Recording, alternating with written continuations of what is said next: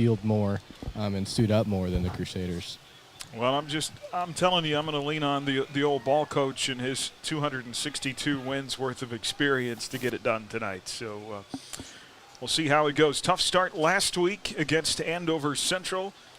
Buhler had the early 6-0 lead in that game as they came right down the field and scored. Led 6-0, but then never led after that. Andover Central scored 23 unanswered to finish the first half and then went on to win 35-13, although Buhler offensively, with bigger numbers, they doubled up the number of plays from Central, 344 total yards to 319 for the Jags. But it was the big plays that really hurt to the Crusader defense, and in particular the secondary. Andover Central had 9 plays of 20 or more yards that turned into big opportunities and in some cases scores. And so hopefully some adjustments. We've got some guys back in the secondary this week, and they can shore some things up there. I think winning tonight starts with your defense getting better and not allowing those big plays. Yeah, I mean, it was one of those that the receivers from Andover Central, broke some big runs against the Crusaders, and that was really kind of the difference. The turnovers and giving up the big plays. Buhler had some big plays through the air last week with Mr. Eddy. But it's one of those things that hopefully tonight the Crusaders can limit those turnovers and limit the big play. Yeah, we looked at those stats of the 5 touchdowns Andover Central had last week. Only one of them came inside their 20-yard line. So only one of them was in the red zone. Everything else was 20-plus yards away. So Buhler can keep those receivers in check tonight and hopefully give their offense a chance. And, turnovers, too. Talked with Coach in the pregame last week about how huge takeaways are, and you can't shoot yourself in the foot, and then you come and play a hungry circle team, and you don't want to let them hang around or give them extra opportunities, so you got to take care of the football. Yeah, and you nailed it really tonight. The big thing for Buhler getting off to that good start, this is a circle team that Buhler has dominated historically, and so you want to reaffirm to circle that, hey, the more things change, the more they stay the same. And so really trying to limit Circle from getting off to a fast start, because if they get off to a fast start and get a little wind in their sails, it could be a completely different ball game, because historically what happens, Buhler gets up on Circle and they fold. So that's going to be really critical for Buhler to really establish. And I think tonight, something that didn't happen last week, establishing the run game. If Buhler can come out and run the football with success, Gavin Patton's longest run last week was 8 yards. So the first time, and Gavin will have a run of longer than 8 yards tonight, I will guarantee that. When we finally start having some big runs in the pass or run game, I think that's going to take a lot of heat off the passing game and maybe help limit some of those turnovers through the air. We talked about some guys being back. Our injury report sponsored by Summit Surgical and Pinnacle Rehabilitation Sports Performance. Schedule your free consultation at summitks.com. The Summit Together for Exceptional Healthcare. Buhler does get stronger in the secondary as both Luca Gotti and Tavian Gilliam will be back tonight, and boy, that'll really help with some size and speed. Moles, on the other hand, we're going to be a little bit banged up, in particular on the offensive line, where we've got 2 guys missing tonight, including Bodie Redenbaugh, the big tackle for the Crusaders, who's I think projected to be out this week and next week with that knee. Certainly can't afford to lose any more guys up front.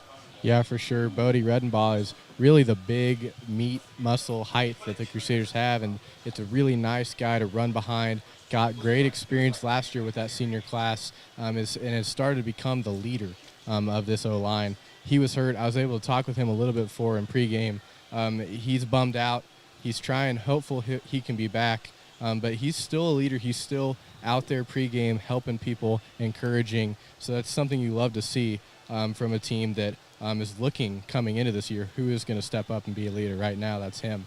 Like you mentioned, a couple guys are out that are starters. We'll see guys step in and see how well they perform tonight. That means just one guy on that offensive line goes over 200 pounds.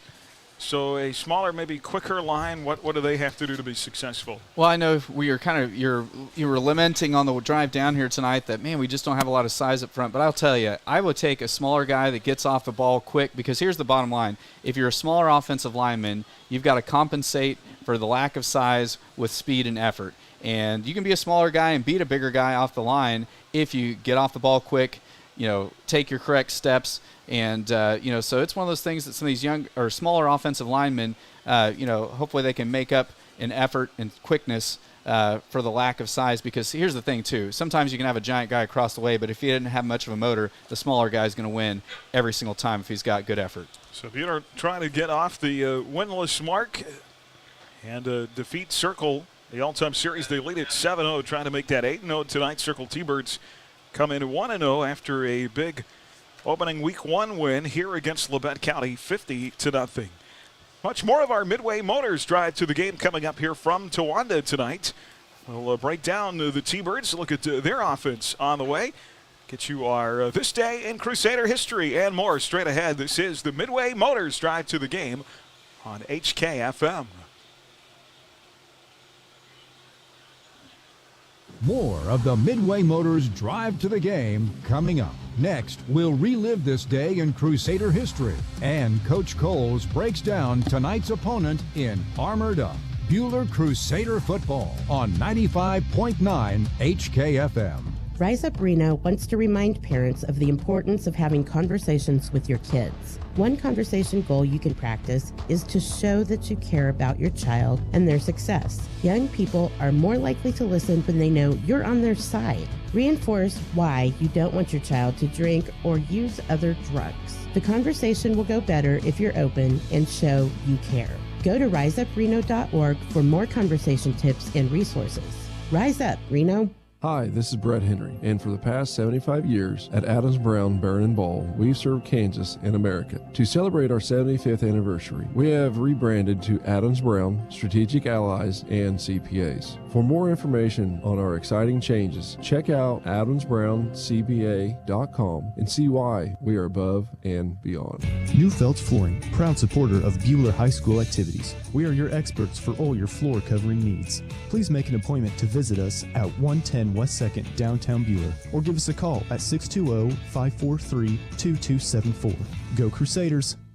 Hutchrek is celebrating 75 years in 2022. Since 1947, Hutchrek has been the local recreation provider for Hutchinson and Reno County. Hutchrek is more than sports, wellness, and community events. We're an agency with 10 divisions, united in a vision to provide our local residents with lifelong wellness, cultural, natural, and recreational opportunities. Follow Hutchrek on social media and at hutchrek.com all year long as we celebrate 75 years as your local recreation provider. Hey fans, this is Rachel Nelson. It's game time and I Need a Cleaners can help you look like a winner. Spend your valuable time prepping for the game, not doing laundry. Keep your knit polos and khaki pants looking great. For the winning look, stop by I Need a Cleaners, 13th and Main in Hutchinson. Crusader football on HKFM. And back here in the Midway Motors drive to the game this day in Crusader history. We'll take you back to September the 9th of 2011 when Buhler was at home against Wellington in week 2. They beat the Crusaders that night 56-6. Tanner Fisher rushed for 303 yards and 5 touchdowns. T-Fish finished that season with just shy of 3,000 yards, fourth most in school history. That Buhler team would go 12-1. Remember that season and that playoff run very well. Went to Topeka Hayden and won a huge game, but then they came home and lost to Holton in the Some State title game. We're talking about size and offensive and defensive lines, and they really got dominated. One of the rare times in Coach Warner's tenure here that they've really been dominated up front in that game. So lines definitely a big part of the game, and our smaller, younger guys up front are going to have to step up tonight. Yeah, it's going to be a golden opportunity for some of these young guys getting their first ever career start, and Keaton Parsons and Blake Hageman. So, be fun to see those guys, Ryland Parks getting the first career start. So, yeah, golden opportunity for them, and we'll see, and hopefully they can get off the ball well tonight and block hard for the maroon and white. Circle T-Birds mentioned 1-0, 50-0 a win over Labette County in week 1. Logan Clothier now in his 6th season took them to a 6-4 mark a year ago. That is the first time they have not finished with a sub-500 record since 2010. Losses last year to McPherson, Mulvane, Buhler, and Andover Central. They have some talent on offense out of that shotgun. 50-50 run pass. Their quarterback was their best receiver last year, and he is back. Cooper Chadwell. Very talented pair of junior receivers in Ty Smith and Cole Glaves, and Smith in particular It's kind of that speedster that we saw Andover Central have last week, and really going to have to keep an eye on him, keep him under control and limit his big plays. Yeah, last week Cooper Tabor, Coach Warner talked about it. We just really didn't have an answer for him. So the good thing is they always talk about teams make the most improvement from week 1 to week 2. And so the nice thing is since Buhler dealt with such a good receiver in Cooper Tabor last week, it's hopefully going to prepare them tonight. Ty Smith's a little bit different player. Cooper Tabor is pretty small, 5'5". Ty Smith's got a little bit of height, 6'1". I know that he is he's having some communication with KU in South Dakota. So he's a guy that possibly could be playing at the next level next year. So wow. Another guy that Buhler, but like you mentioned, getting a couple of guys back in the secondary should hopefully shore things up a little bit on the back end. Of course, Buhler had some offensive success last week, too, with their quarterback, Jeffrey Neal, throwing for the second most yards in school history offensively to Matt Eddy. 244 yards last week. Matt Eddy caught 207 of that.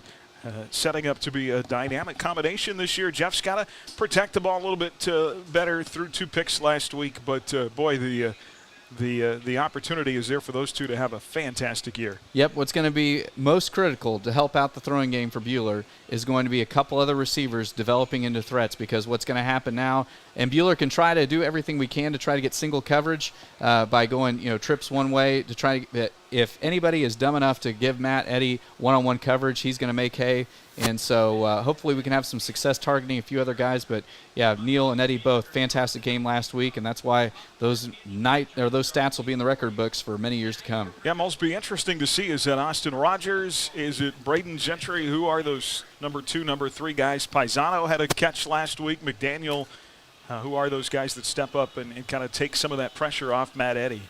Yeah, it could be one of those guys. I think that I would like to see Jace Henderson step up at that tight end role and become one of those guys that they can go to on counter pass.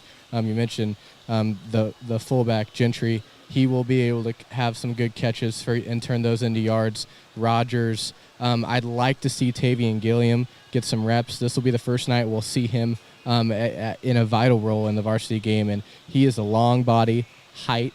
We saw him on the basketball floor. He was put in those defensive situations where all he has to do is get in your way, which means he can also get up and get over somebody. So I'd like to see him develop, and he'll be a great number 2.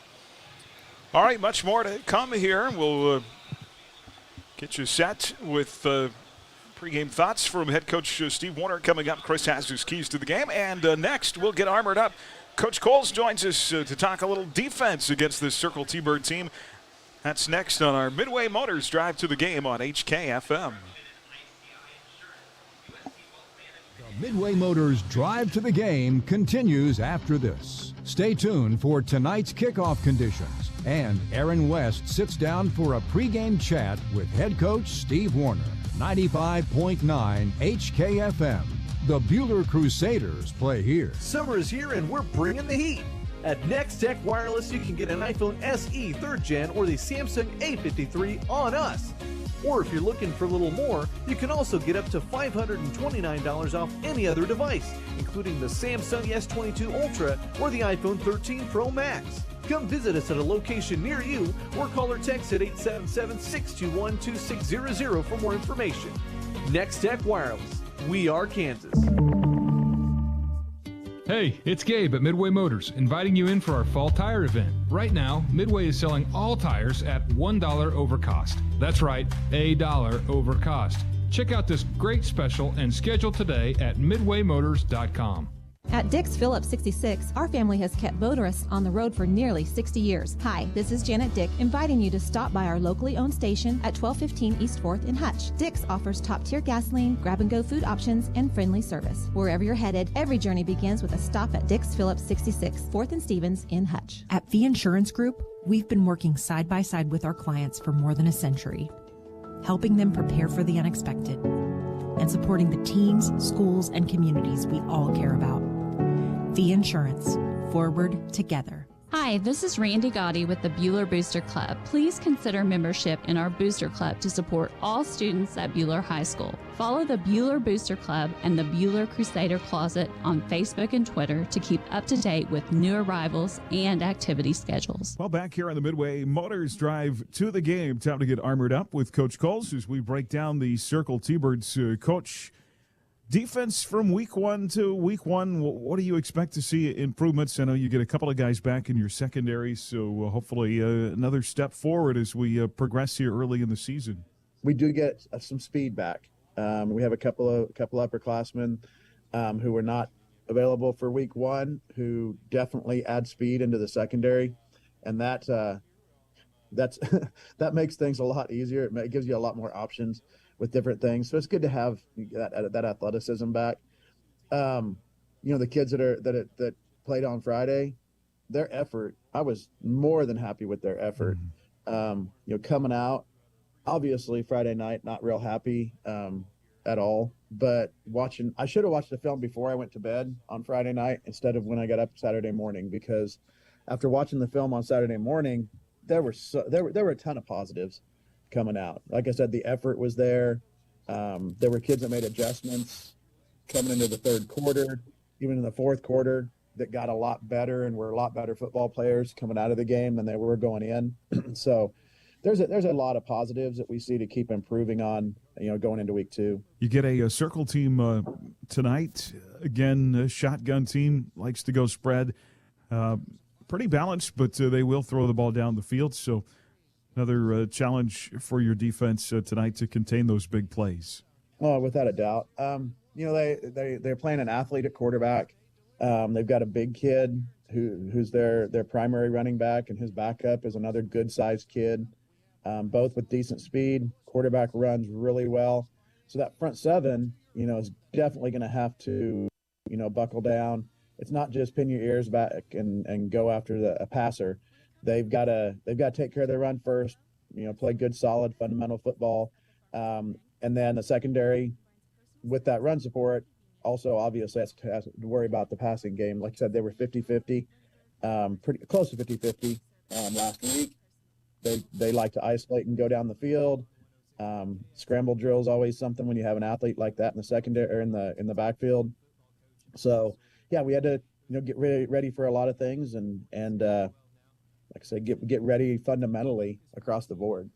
Yeah, it seems like you guys are so good against that interior run, but also have to be ready to defend those edges as well. Yeah, and like I said, there's things that we've done scheme-wise. There's things that we do just going back to basics with our kids that we're going to be steps better this week than we were last week. All right, sir. Thank you for your time. Best of luck on the field tonight. Thanks very much. Thanks for what you do. It's Coach Coles. We're armored up. Back with more of our pregame right after this. Are you building a house? A swimming pool? Are your lights flickering? Call Schmidt Electric. That's Schmidt Electric. 620-960-6755. Schmidt Electric will take care of all your electrical needs. Got Spock?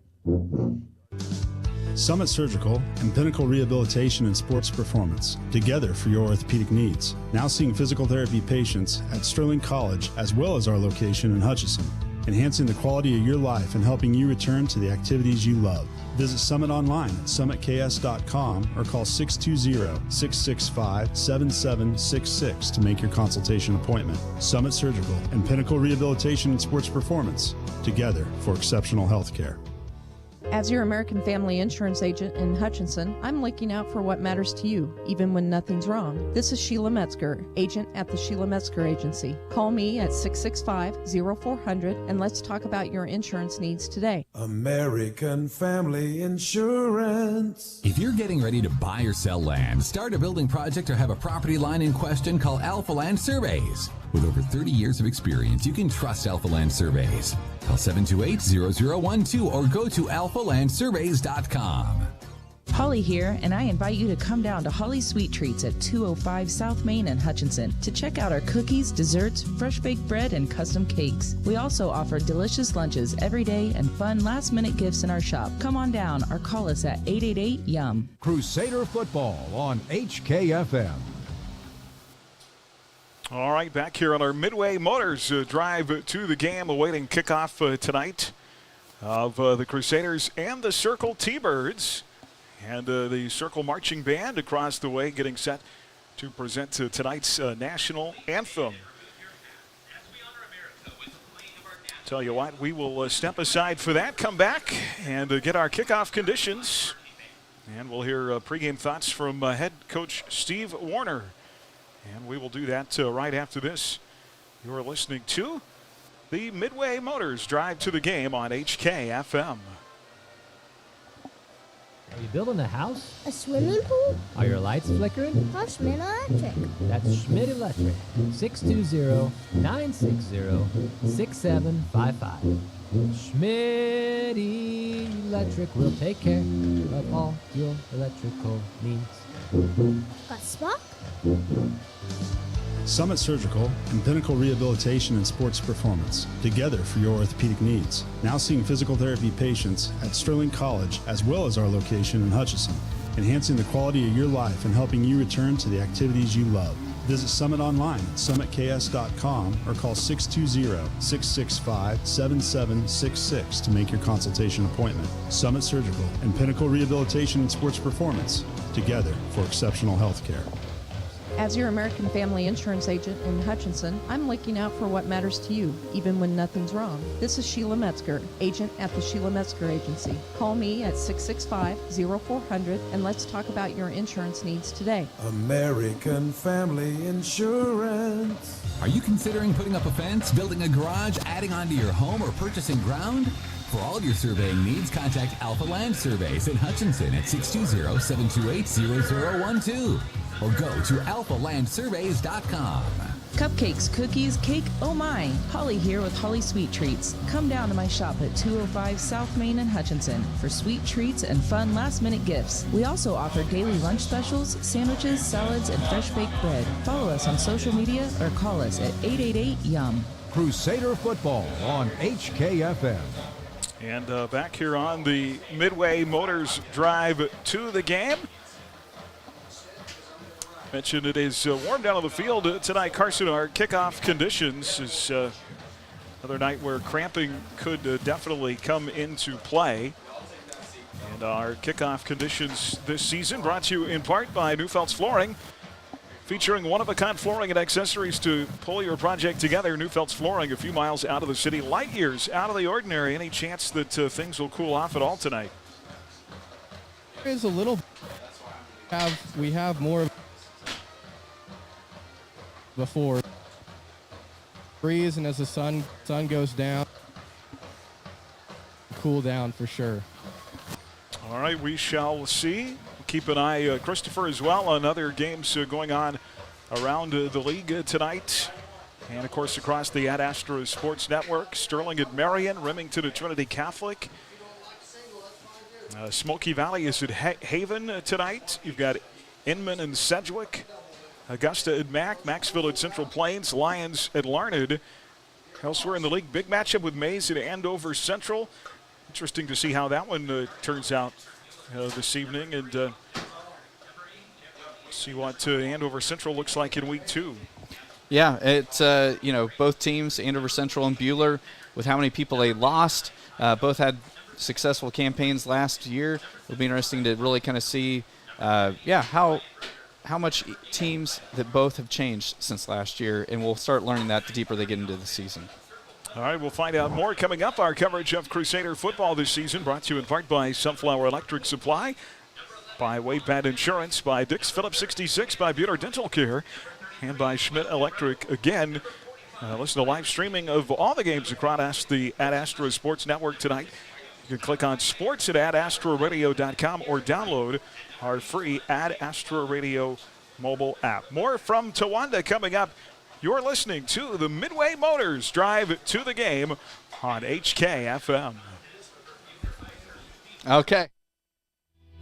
This is Dr. Cecilia Hinton with Prairie Star Health Center. With fall sports right around the corner, student athletes and weekend warriors alike are increasing training and competitions, which means accidents and injuries are sure to happen. At Prairie Star, our sports medicine team is ready to take care of all of your sports injuries, including sprains, strains, tears, fractures, concussions, and more. Give us a call to schedule your sports medicine appointment today at 620-663-8484, because at Prairie Star, it's all about you. Hi, this is Buhler head football coach Steve Warner. If you'd like to stay connected with what's going on within our program, I'd like to invite you to sign up for the Buhler Football Weekly Roundtable. It's a newsletter emailed weekly to Buhler High School football supporters. To sign up for the Football Weekly Roundtable, just send an email to crusadersrt@gmail.com. That's crusadersrt@gmail.com. Ever not turn on the light because it's just too bright, or wish you could switch lighting at home while you're gone so it appears someone is there? Sunflower Electric Supply has Caseta wireless dimmer kits with Smart Bridge that can take care of all that and more. Locally owned and operated since 1950 and now run by the 4th generation family. Shopping at Sunflower Electric Supply keeps more money circulating locally too.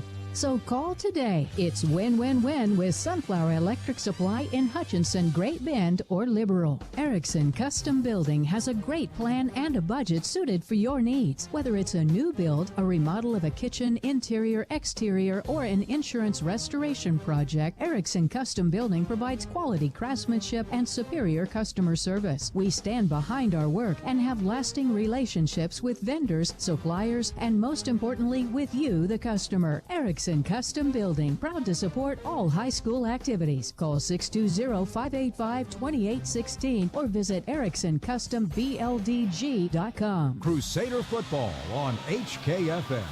Yeah, a little bit of technical issues here tonight. We hope to have comments from Coach coming up here momentarily. We apologize for that. And it's always interesting trying to commentate a pregame, fellas, and fix things on the fly. It's like I'm not the world's greatest multitasker. So I'm amazed how you do it, Aaron. If it sounds like I am not paying a lot of attention, it's because my mind cannot focus that well on multiple things. But so we'll try to get Coach on here momentarily, talking about other games around the league, and we'll keep you apprised of those scores in our Buhler Dental Care Scoreboard Big College Weekend, which we'll talk about coming up at halftime.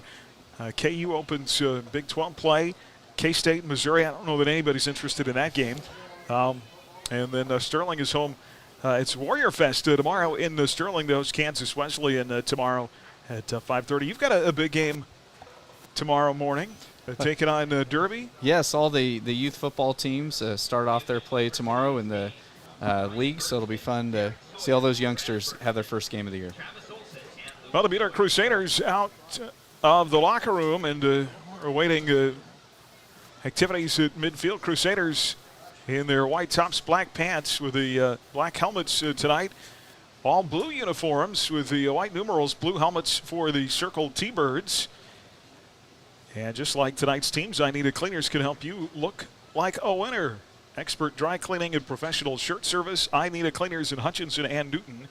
It's where to take your clothes. Tell you what, Christopher, why don't you go ahead and share with us your thoughts and tonight's keys to the game. All right, so the 3 big keys, I think, tonight. Number 1, rattling Cooper Chadwell. He's a guy that's it's his first year as quarterback. Last week, he threw over 200 yards. Didn't run for very many yards, so hopefully he won't have a big night running the football. But the best way to slow down a great passing team is to put pressure on the quarterback at the high school ranks, so hopefully the Crusaders can put heat on him. Number 2, win the turnover battle. Last week, Buhler was -3 on the turnovers. Circle was -2. So both these teams are going to be looking to try to be on the right side of that turnover battle last year. That was one of the big hallmarks and one of the reasons Buhler had such a successful year is because Buhler did so great in the turnover margin. And then the biggest thing I think tonight for Buhler, establishing the run game. Last week we only ran for 100 yards. Gavin Patton's longest run was 8 yards. With Bodie Redenbaugh being out tonight, it's going to be important for some of those other guys to step up. But hopefully Buhler can roll up more yards on the ground, which will just take a lot of pressure off the rest of the offense. You know, I was thinking about this. We talk a lot about the Mount Rushmore of running backs, and we mentioned Tanner Fisher tonight in our player history. And if I had to compare Gavin to one of those great running backs in the past, it would probably be Tanner in just that ability, that hard north-south running. And, hopefully as he gains experience, more confidence, and the game will slow down to him. And he'll be really successful. Yeah, so much of last week. I mean, he was getting popped, or basically second level. Buhler really struggled blocking that second level last week. All right, officials and the team captains are meeting at midfield just ahead of the kickoff of tonight's game, and go down on the field now for tonight's opening coin toss. Okay, 22, it's all you, okay? Heads flip, drop on the ground. Here we go. It is tails. You want to defer, okay? You want the rock? I like. Okay, which way do you want to kick from? I want to defend that side. Okay. Kick that one. Okay, spin around here, okay? All right, so the Crusaders have won the toss, and they will defer until the second half. And let's get things off to a good start tonight. Take care of the football. Like Buhler's opening drive last week, went right down the field and scored in that opening drive. Then on defense, I really think Buhler's front seven could come into play tonight, and then that secondary maybe do a little bit better job this week. Yep, secondary's going to get tested right out the bat with those two high-flying receivers, Ty Smith and Cole Glaves, but see if that front four can really rattle Chadwell's cage here to begin with. Cooper Chadwell is the senior quarterback for Circle in the shotgun offense. He was 11 of 21, 204 yards, 3 TDs, 2 INTs last week. He'll have Cannon McCormack and Weston Rose behind him in the backfield.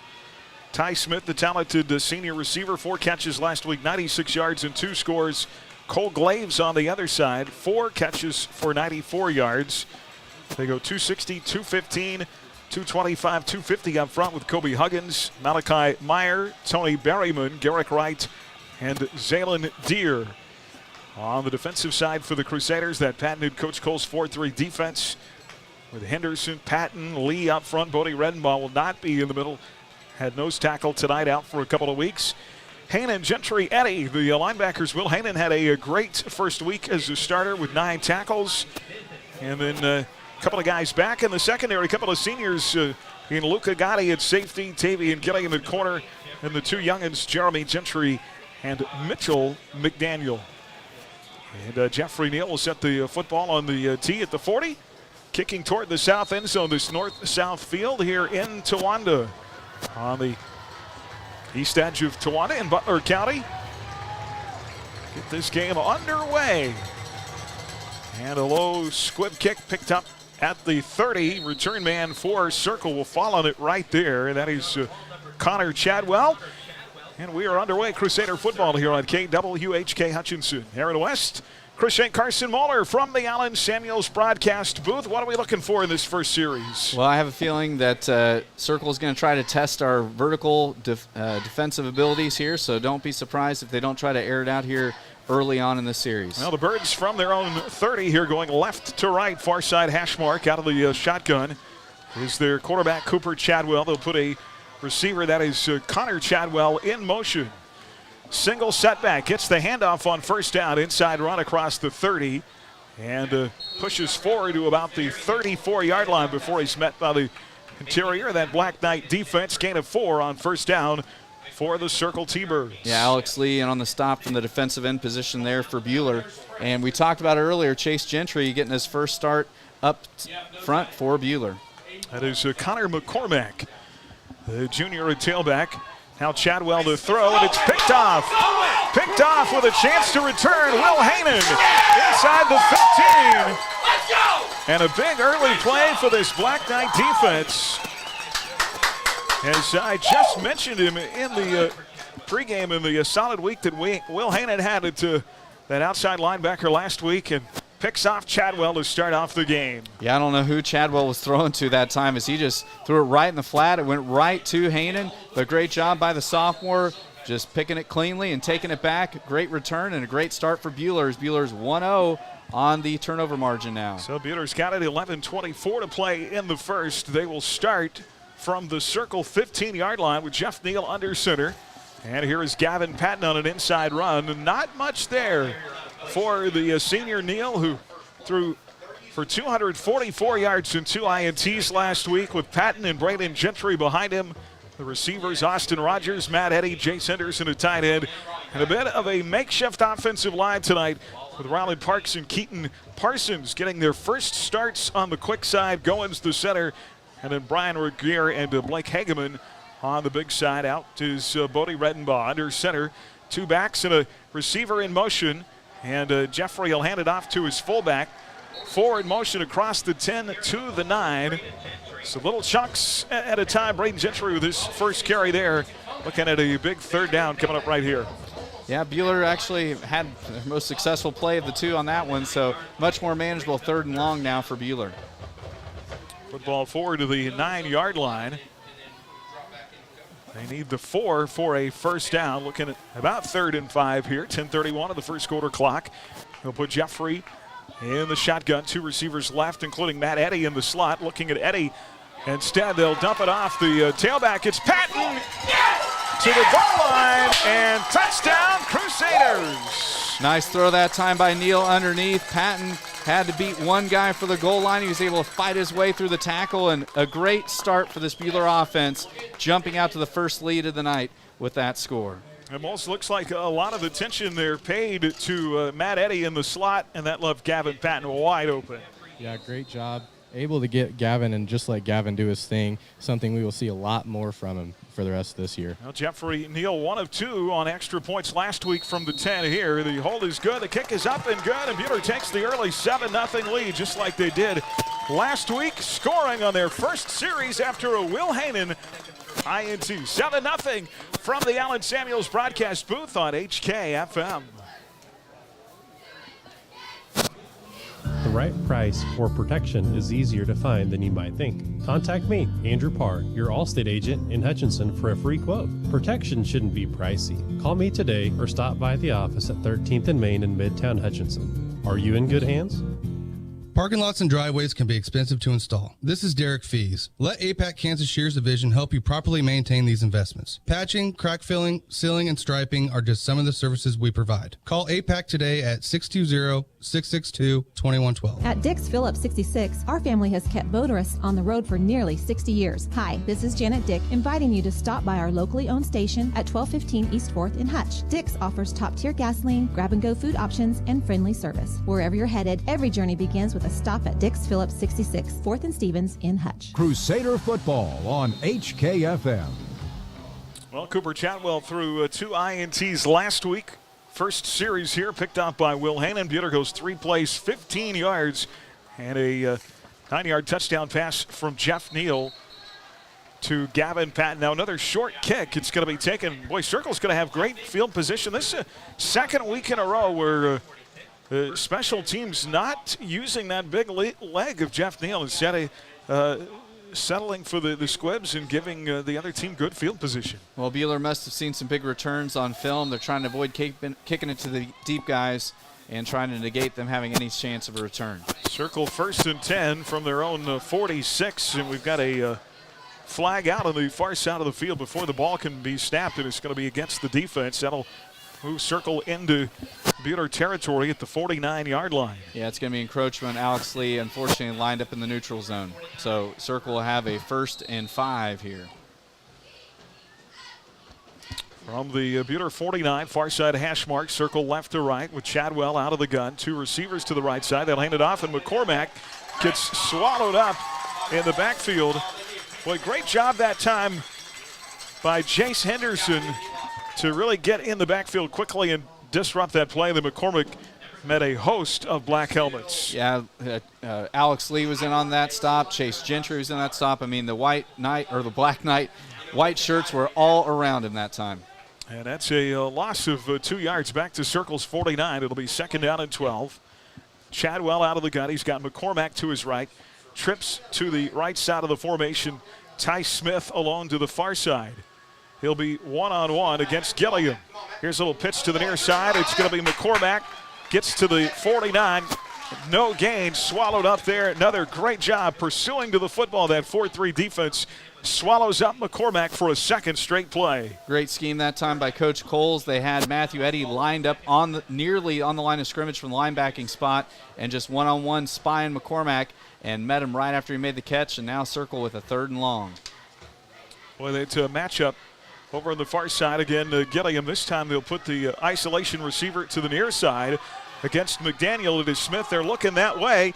And McDaniel with a great defensive play, looking for Ty Smith at the 30-yard line. And boy, McDaniel gets in there, and great job for Mitchell to swat that ball away, incomplete. Well, when you're a smaller DB, you've got to make up for that size difference by being physical and being smart, and that's exactly what McDaniel did that time. He got his hand up and timed it perfectly to bat the pass away from the waiting arms of Ty Smith. Great 3-and-out there for Buhler. Moles, we saw him last year on the football field, or the baseball field, just a freshman. That kid's gonna be a pretty good player. Yeah, for sure. He had plenty of confidence, even after last week getting beat once or twice. Gave himself plenty of cushion, and then right as the ball was thrown, had a really good break on it. Cooper Chadwell to punt the ball away. High kick. It is going to be fair caught by Mitchell McDaniel at the 25-yard line. So 2 successful defensive series for the Crusaders, who lead 7-0, and a chance to build on that. Did not ever get a 2-score lead last week. What do we talk about against Circle teams? Got some confidence coming into this game. But you want to stamp down that confidence early. Well, the neat thing for Buhler now, with having 2 great defensive series to open the game and having a scoring drive their first time, you've got to feel like Buhler's confidence level is just going to continue to grow and try to get us some separation between us and the T-Birds. Buhler is going to start this series. They're going to spot the football. Is there a penalty on that play? Circle had 10 guys on the field at the snap, and they had 1 guy running in. So that was they had a flag on that, so we're going to make them kick it again. Okay. And thank you for noticing that, Carson. We completely missed it up here in the box. Did not see the flag, but a flag down on the field. And so T-Birds are going to have to kick off or punt away again with Eddie and McDaniel back. And anytime you've got Eddie back there, you want to make a team kick again, because if they're unfortunate enough, in Circle's case, to kick to Eddie, that's always a scoring opportunity for Buhler. So Cooper Chadwell will kick away again. Low snap. He'll grab onto it, kick it from the 30. This time a much deeper kick that drives McDaniel back on the fair catch. And unfortunately, the re-kick actually worked into the favor of the Circle T-Birds. Peter would have had it right around the 25 of the second kick. Second go around, it's going to be 1st and 10 from about the 11. All right, so now Buhler with an opportunity to try to gin up a good, long, sustained drive here on their second possession of the evening. Jeffrey Neal threw his first touchdown pass of his career in that last series. And he will run the offense from the far side hash mark. Buhler right to left from the 11, under center. Tight end lines up on the left side. 2 receivers to the left, and here is Gavin Patton running that way. Now tries to cut back up inside.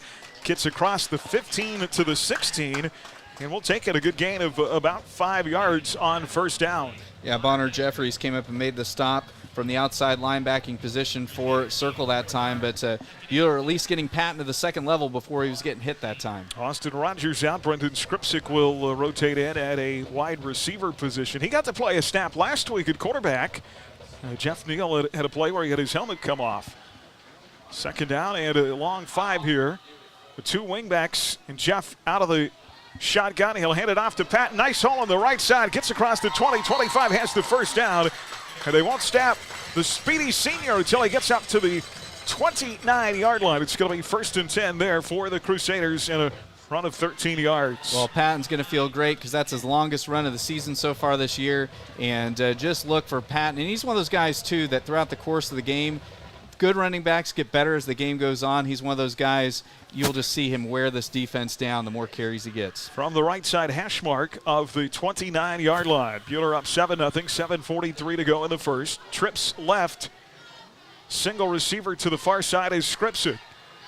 And a fake to Patton, now a throw in the flat. Eddie catches it with one hand at the 40, sidesteps a couple of tacklers and finds himself out of bounds up at the 44-yard line. That was not a well-thrown ball by Jeff Neal, but a great catch as Matt Eddy in traffic reaches out with one hand and hauls it in. Yeah, a little RPO action that time, and I know probably Coach Warner wanted Eddy to be up the field a little bit more because it was almost a dang near sideways to sideways pass, which if it would have been dropped by Eddy, could have been ruled a fumble. But great pitch and catch that time, and Buhler gets the first down. That is a gain of 15 yards. First and 10, they move the sticks again. We'll go inside 10 minutes to play here in this opening period. Logan Briner is a late addition onto the field, trips right here on first down with Jeffrey out of the gun. Eddie again in the flat cut for 207, second most in school history last week. Across the 45 and up to the 46-yard line. Anytime is Eddie time. No doubt about it. And right now, Jeffrey Neal's got to feel really good. His efficiency tonight has been fantastic. Hasn't thrown an incompletion yet. And so let's see if the Crusaders can keep those sticks a-rolling. All right, it'll be second down and 7 to go. Far side of the field again, right in front of the Blue Faithful across the way for the T-Birds. 2 tight end set here on second down out of the I formation. It'll be Gavin Patton, number 26 at the 50, 45, 40 down the far sideline, 30, 25, and driven out of bounds. Let's see where they call him out. They're going to call Gavin out at the 30. Biggest run of the season for Gavin Patton. Great slash over there on the far side by Patton, and those are the type of runs that really start gutting a defense. They had the box completely loaded up, and Patton was able to get free and really hurt circle there to the outside. 24 yards to the T-Bird 30-yard line. Buhler is driving again, leading 7-0. They go back to the I formation and a fake to the fullback. It's Jeffrey Neal, the quarterback keeper, across the 25 and down to the 21-yard line.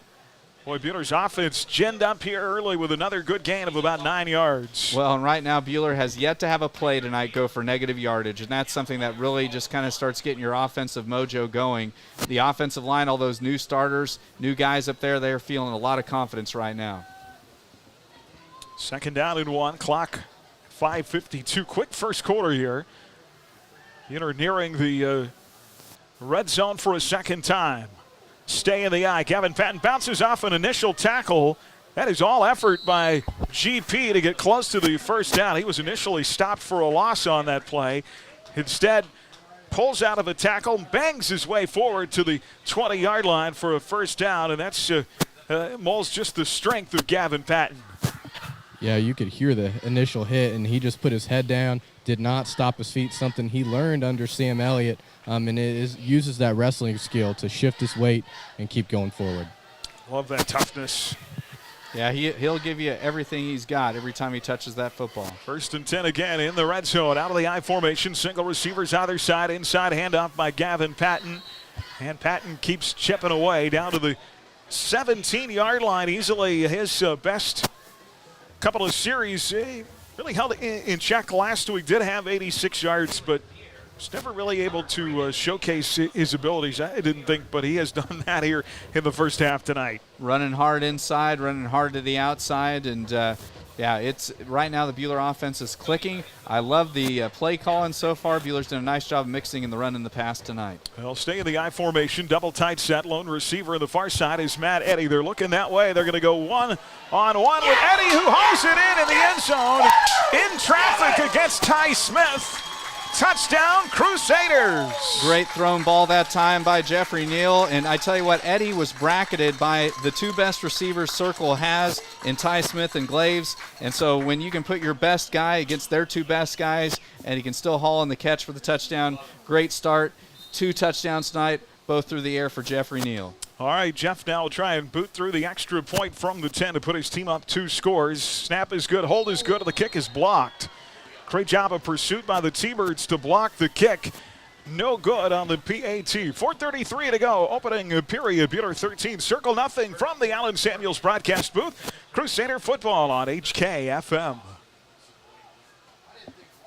As your community bank, Prairie Bank of Kansas is always looking for ways to make banking more convenient, like e-statements. Eliminate the need to file your monthly statements. Now you can be notified the moment your statement is available and easily access it online. Sign up for e-statements online at prairiebankks.com or visit one of our locations in Stafford, Buhler, Inman, or Hutchinson. Prairie Bank of Kansas. How banking should be. Rise and shine. It's daylight time and time to go to your happy place. Your Hutchinson Daylight Donuts are open in 2 great locations to help you get your morning started off on the right foot. Pine cones, fritters, long johns, twists, cake donuts, and of course the classic glazed donuts, and many others waiting for you with either an ice cold milk or a freshly brewed hot coffee. Made from scratch each morning at 1435 East 30th and 305 North Main Street. 2 great locations with the best donuts in town to help you start your day. Online at HutchinsonDaylightDonuts.com. Crusader football on HKFM. Back here from the Allen Samuels broadcast booth in a 13-0 game. Jeff will kick from the 40. Low line drive kick. It's caught like a baseball pass to the 20, 30, and 35-yard line. The return there on that catch for the T-Birds. That was Dylan Foes. 14-0. Boy, the formula is simple with Matt Eddy. You just throw up the ball and let him go get it. Yeah, he's a guy that, he is so athletic and so aggressive. He's a guy that's going to really go after those jump balls. But it was a well-thrown ball and a little bit to the outside. And Neal put it to where Eddy was really the only guy that can make a good play on it. T-Birds from their own 34. It'll be first and 10. Down 2 scores. They're going to put Ty Smith in motion in the jet sweep. And try to get him to make a play. There's a flag down, maybe holding. Smith gets away from Eddy to the outside across the 40, but I would imagine that is coming back. Yeah, Alex Lee had a golden opportunity, just barely missed the tackle, or he would have hit Smith for a loss, but he's able to escape that. And showing his quickness, he's able to escape a tackle of Matthew Eddy, so we'll hope that this is something against Circle to bring it back. Yeah, Alex was the one who made the tackle on that kickoff, so he started off, and then Matt Eddy ran on late there, got his elbow taped up just a little bit. Hopefully nothing big. He's tough as nails. It's going to be a hold on Circle, thankfully, so that negates the nice run that time by Smith. That'll push the ball back to the 23-yard line. So it'll be first and 21 after the hold on the T-Birds, their first penalty of the night. Well, as a D coordinator, these are the kind of down and distances you love. Get Circle in the hole to begin with. They'll put Chadwell out of the gun with 4 wide receivers. They throw in the slot. Big tight end catches the football, rumbles across the 30 up to the 34-yard line. That pass caught by Bonner. Jeffries gets the penalty yardage back, looking about 2nd and 11. Yeah, it was just a little interior hook route that time. Gentry was right in the neighborhood, but Jeffries was able to make a move and make a miss and pick up a few yards after the completion. So it'll be 2nd down and 11. They stay out of the shotgun. Trips left, single receiver is Smith to the near side. Quarterback keeper Chadwell up the middle.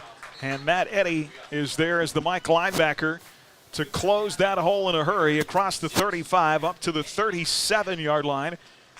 It'll be 3rd down for the T-Birds. It's too bad the quarterback kept on that zone read because Brian Regier just swallowed up McCormick. But it was Chadwell that kept it. Luckily, Chadwell has not had a lot of success this season on the ground. All right, 3rd down and 6 for the T-Birds. Last week, Chadwell ran for no yards out of the shotgun. 4 wide receivers, has plenty of time. Lets loose that arm. One-on-one coverage, and the football is picked off. It is taken away, taken out of the hands of the receiver. A second INT thrown by Chadwell.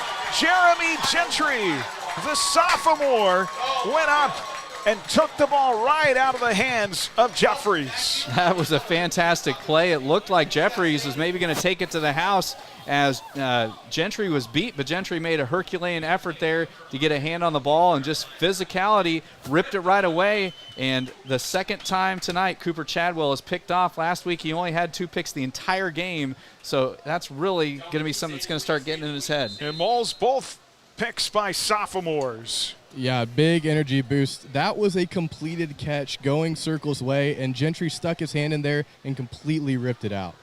Buhler, 3:15 to play in the quarter. Will start from their own 36 after the second INT.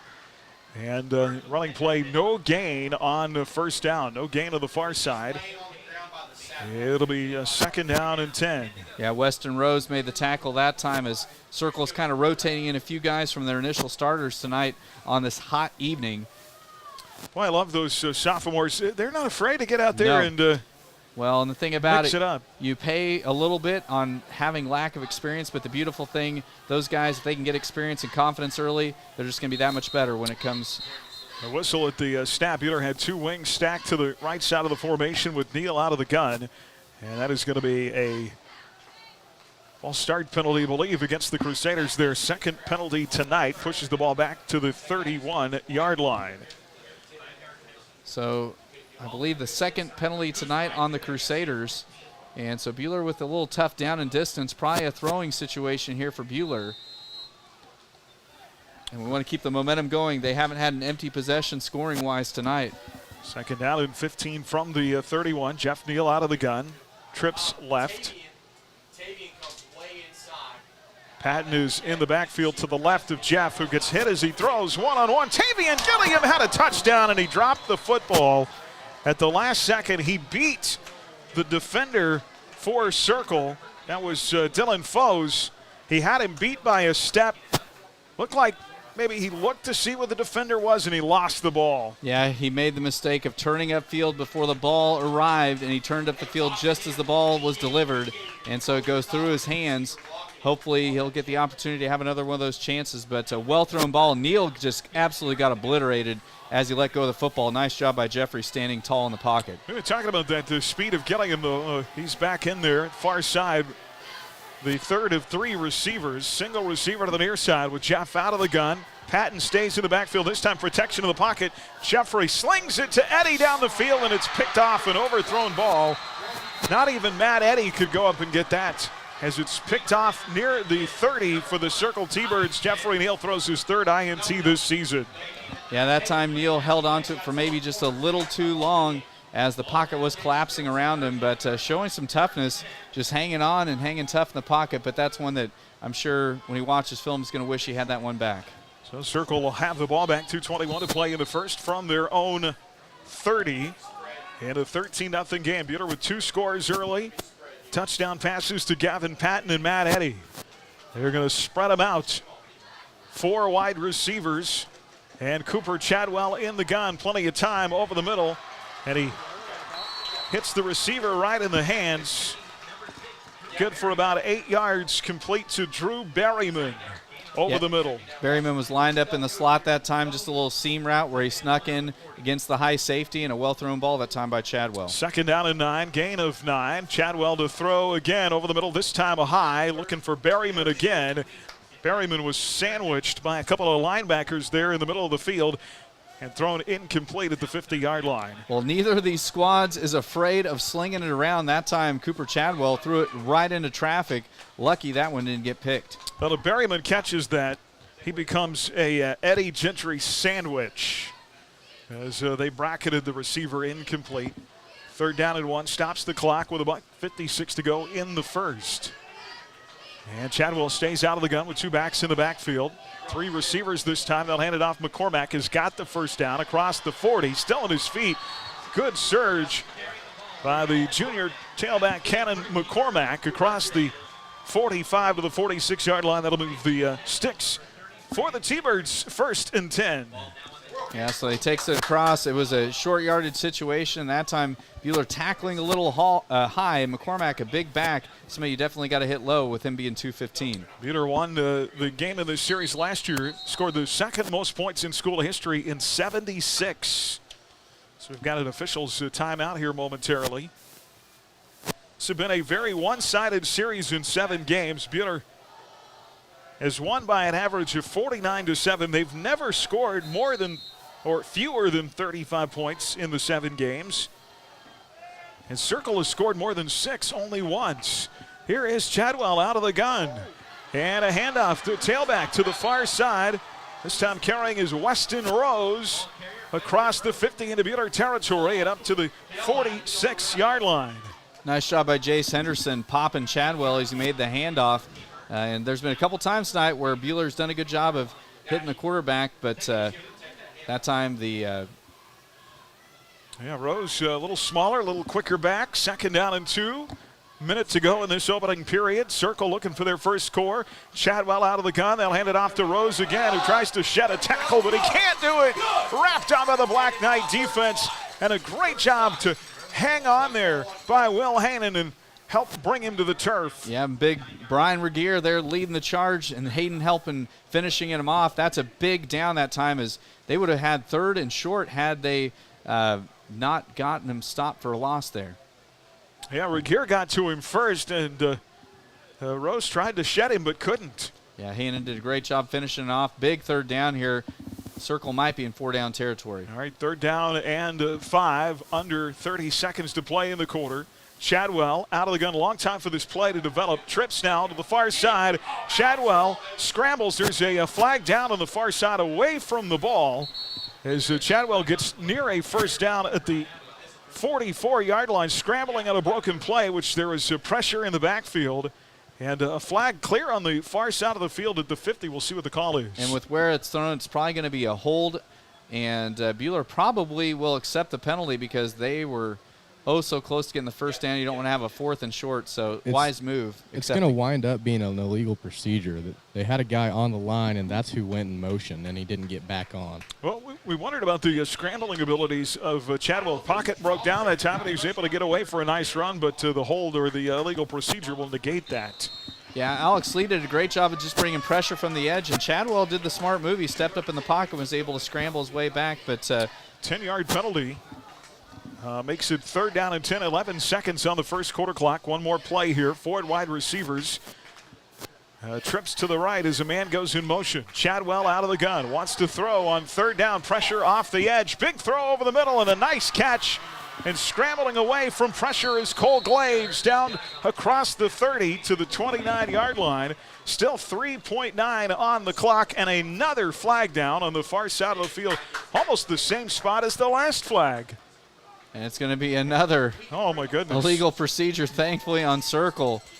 That time Glaves had Gilliam beat, and it was a nice catch and run afterwards. So Buhler getting bailed out by the penalty, but we'll take it. That is now 4 penalties on the Thunderbirds. That's a nice throw by Chadwell. Nice catch in coverage by Glaves to get the first down, but they'll wave it off the board. 3.9 on the clock now, and it is 3rd and 15. Still 3rd down for the T-Birds. They go with an empty backfield out of the gun. Cooper Chadwell. A 5 wide receiver set, pressure up the middle. Chadwell lets go. Oh, and it's caught in traffic at the 40, 35-30. It's a foot race down the sideline. Touchdown, T-Birds. The unfortunate part about that is Chadwell got hit as he threw. But Weston Rose able to break free in the secondary and scamper down the sideline for a score. Yeah, Buhler had pressure all day long on Cooper Chadwell, but he's shown he's a gunslinger. Just threw it downfield, and Rose was able to make the catch and make a couple defenders miss and takes it to the house for Circle's first TD of the night. Into the first quarter, Circle will go for 2 here.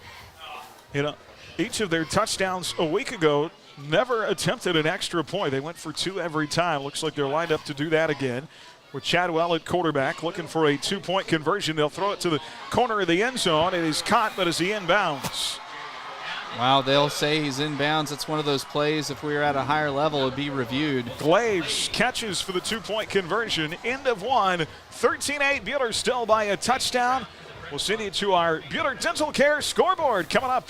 End of one on HKFM. From the Ad Astra Sports Network games tonight, Andover Central leading Buhler 23-13, Trinity Catholic up on Sedgwick 18-6. Nickerson now leading Lions 21-0. Sterling has moved up on Remington 27-8. Canton Galva leading Little River 34-14. McPherson a 30-14 lead on Gray Bend. Smoky Valley leading Halstead tonight 24-12. Stay with Ad Astra Radio. We'll keep you up to date on the latest football action. I'm Lucky Kid.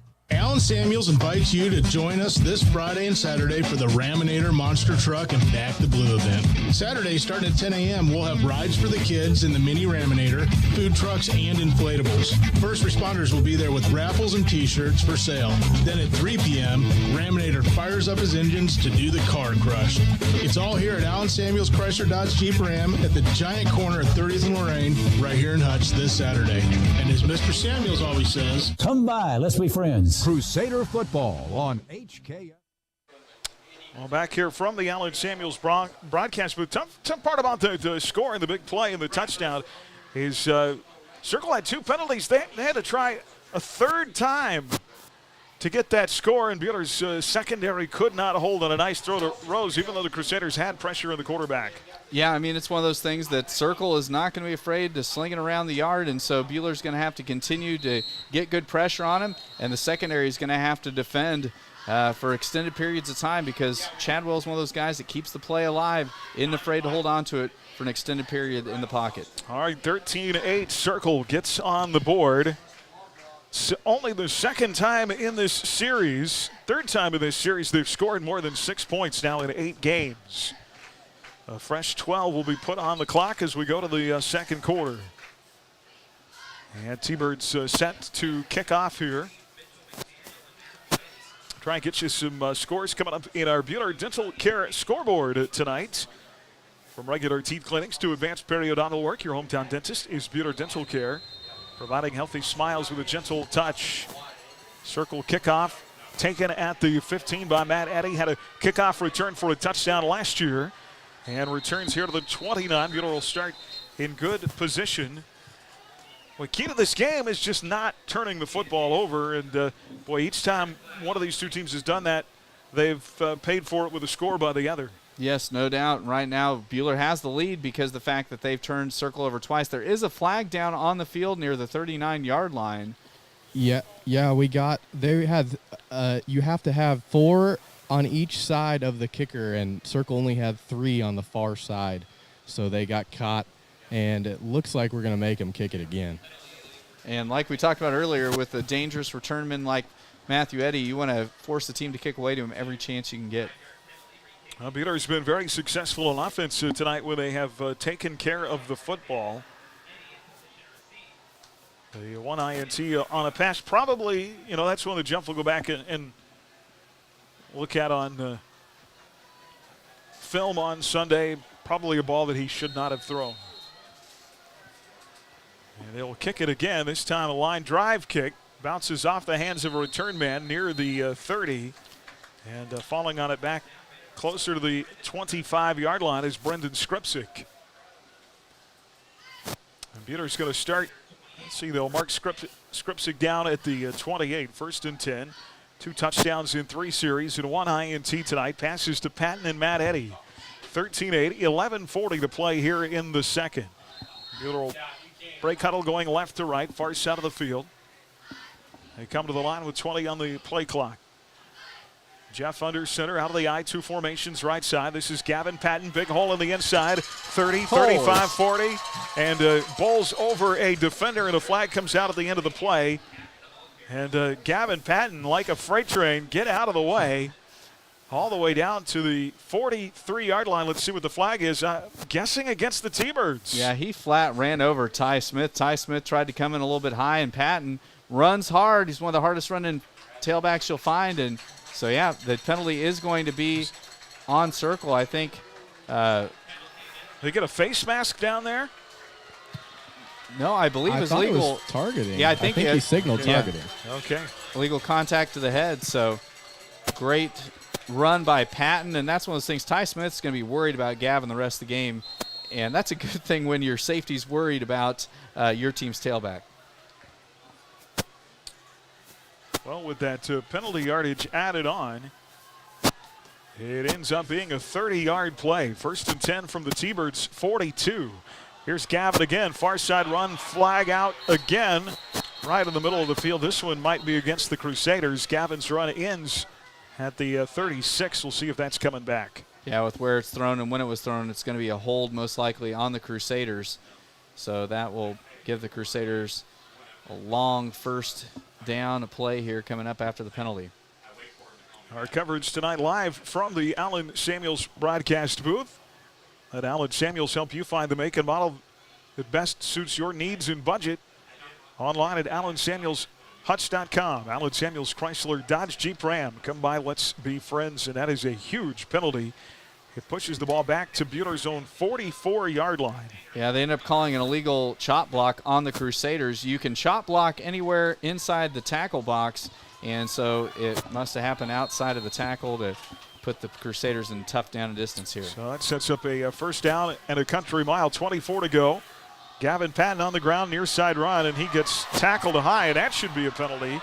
Had him by the Had him by the shoulder pads and drug him to the turf. Yeah, that was a horse collar if I've ever seen one. There's the call there. No call for Buhler.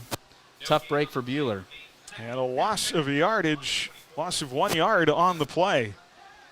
Well, the defender that time just ripped Gavin to the turf by the shoulder pads. This game is kind of ground to a halt all of a sudden. Yeah, the penalties have really prevented either team from getting into much of an offensive rhythm. 10:51 to play in this first half. Jeff out of the gun with 3 receivers. Eddie goes in motion, isolated to the near side. And Jeff wants to throw over the middle. Gilliam! And the defender over the top of Tavian knocks the ball away, and a little attitude along with it from Cole Glaves. That was a great defensive move over the middle at the Circles 30 by Glaves. He timed it just right. Any sooner, and it's pass interference, but got right in there and knocked the ball away. Yeah, as a DB, you want to be right there in the hip pocket of the receiver between the quarterback and the intended target, and that's exactly where Glaves was at. And that time, Glaves a little bit more aggressive than Gilliam on that ball. So 3rd down and 24, a penalty that stopped what was a promising drive for the Crusaders. 4 wide receivers. Patton the lone setback to the left of Jeff Neal, and time expires on the play clock, and that's going to be a penalty. Yeah, delay of game's going to hurt the Crusaders even further here. And so Buhler, after so much promise the first couple offensive series, kind of shooting ourselves in the foot with penalties here. All new situations that our quarterback at the varsity level learning to manage, and that play clock is one of them. And so now 3rd and 29 as the ball moves back to the 38-yard line. Now 5 penalties on the night on the Crusaders. 4 wide receivers with Jeff out of the shotgun. Jeff in the pocket now scrambles as it collapses, and he's going to be taken down at the 35-yard line. Buhler's going to have to punt the football away here. A late flag, though, so maybe Circle was, hopefully it was them running their mouth because it was well after action was done. We'll see who couldn't keep their cool in that scenario. Talked about this last week, and certainly not that Buhler can't overcome, but when a personal foul on Circle. It is a personal foul penalty, so Buhler will have another opportunity here. When a power running team gets behind on down and distance because of penalties, it really kind of throws them off their game and what they want to do. Yeah, it's Buhler, they talk about being on schedule. Anytime you get in that tough down and distance, it starts making it to where we can't mix in play action. You just got to go with straight throwing the football. And so at least with that penalty, hopefully Buhler can try to play the field position game here a little bit and try to give Circle a long field. 6 penalties now on Andover Central. Or excuse me, on the Circle. I'm thinking back to last week. Central had so many. Yes. 4th and 19. Penalty came after the play, and so chance for Jeff to pin him deep here. A short kick, though, to the 20. It is Ty Smith to the far side of the field, trying to get to the edge at the 30, 35, and then tripped up. Circle's going to have a good field position here with 10:01 to play in this first half. Peter, 2 touchdowns in the first quarter, an INT, and a punt here in the second quarter. This has not been a good second period for the Crusaders. 1st and 10, T-Birds from their own 38. Big play for a touchdown in that last series. 49 yards to Weston Rose. Circle to the line of scrimmage, far side of the field. At the 38, moving right to left. Chadwell barks out the snap. Hands off, inside carry for Cannon McCormack. And boy, he's had very little success running the football tonight. Little gain there, forward progress across the 35 up to the 37. Nice play made by Will Haynen there, plug in the middle of that time and stopping him for a short gain. So here's the thing, Buhler having a little bit of offensive struggles. To settle things down, just got to have a good defensive series here. Gain of just a yard. It is 2nd down and 9. Chadwell stays out of the gun with 4 wide receivers. Pressure off the edge and a hit as he throws. And oh my gosh, Ty Smith is going to score. Up the field, touchdown, T-Birds. He beat McDaniel. Another situation where Chadwell gets hit as he lets go of the ball.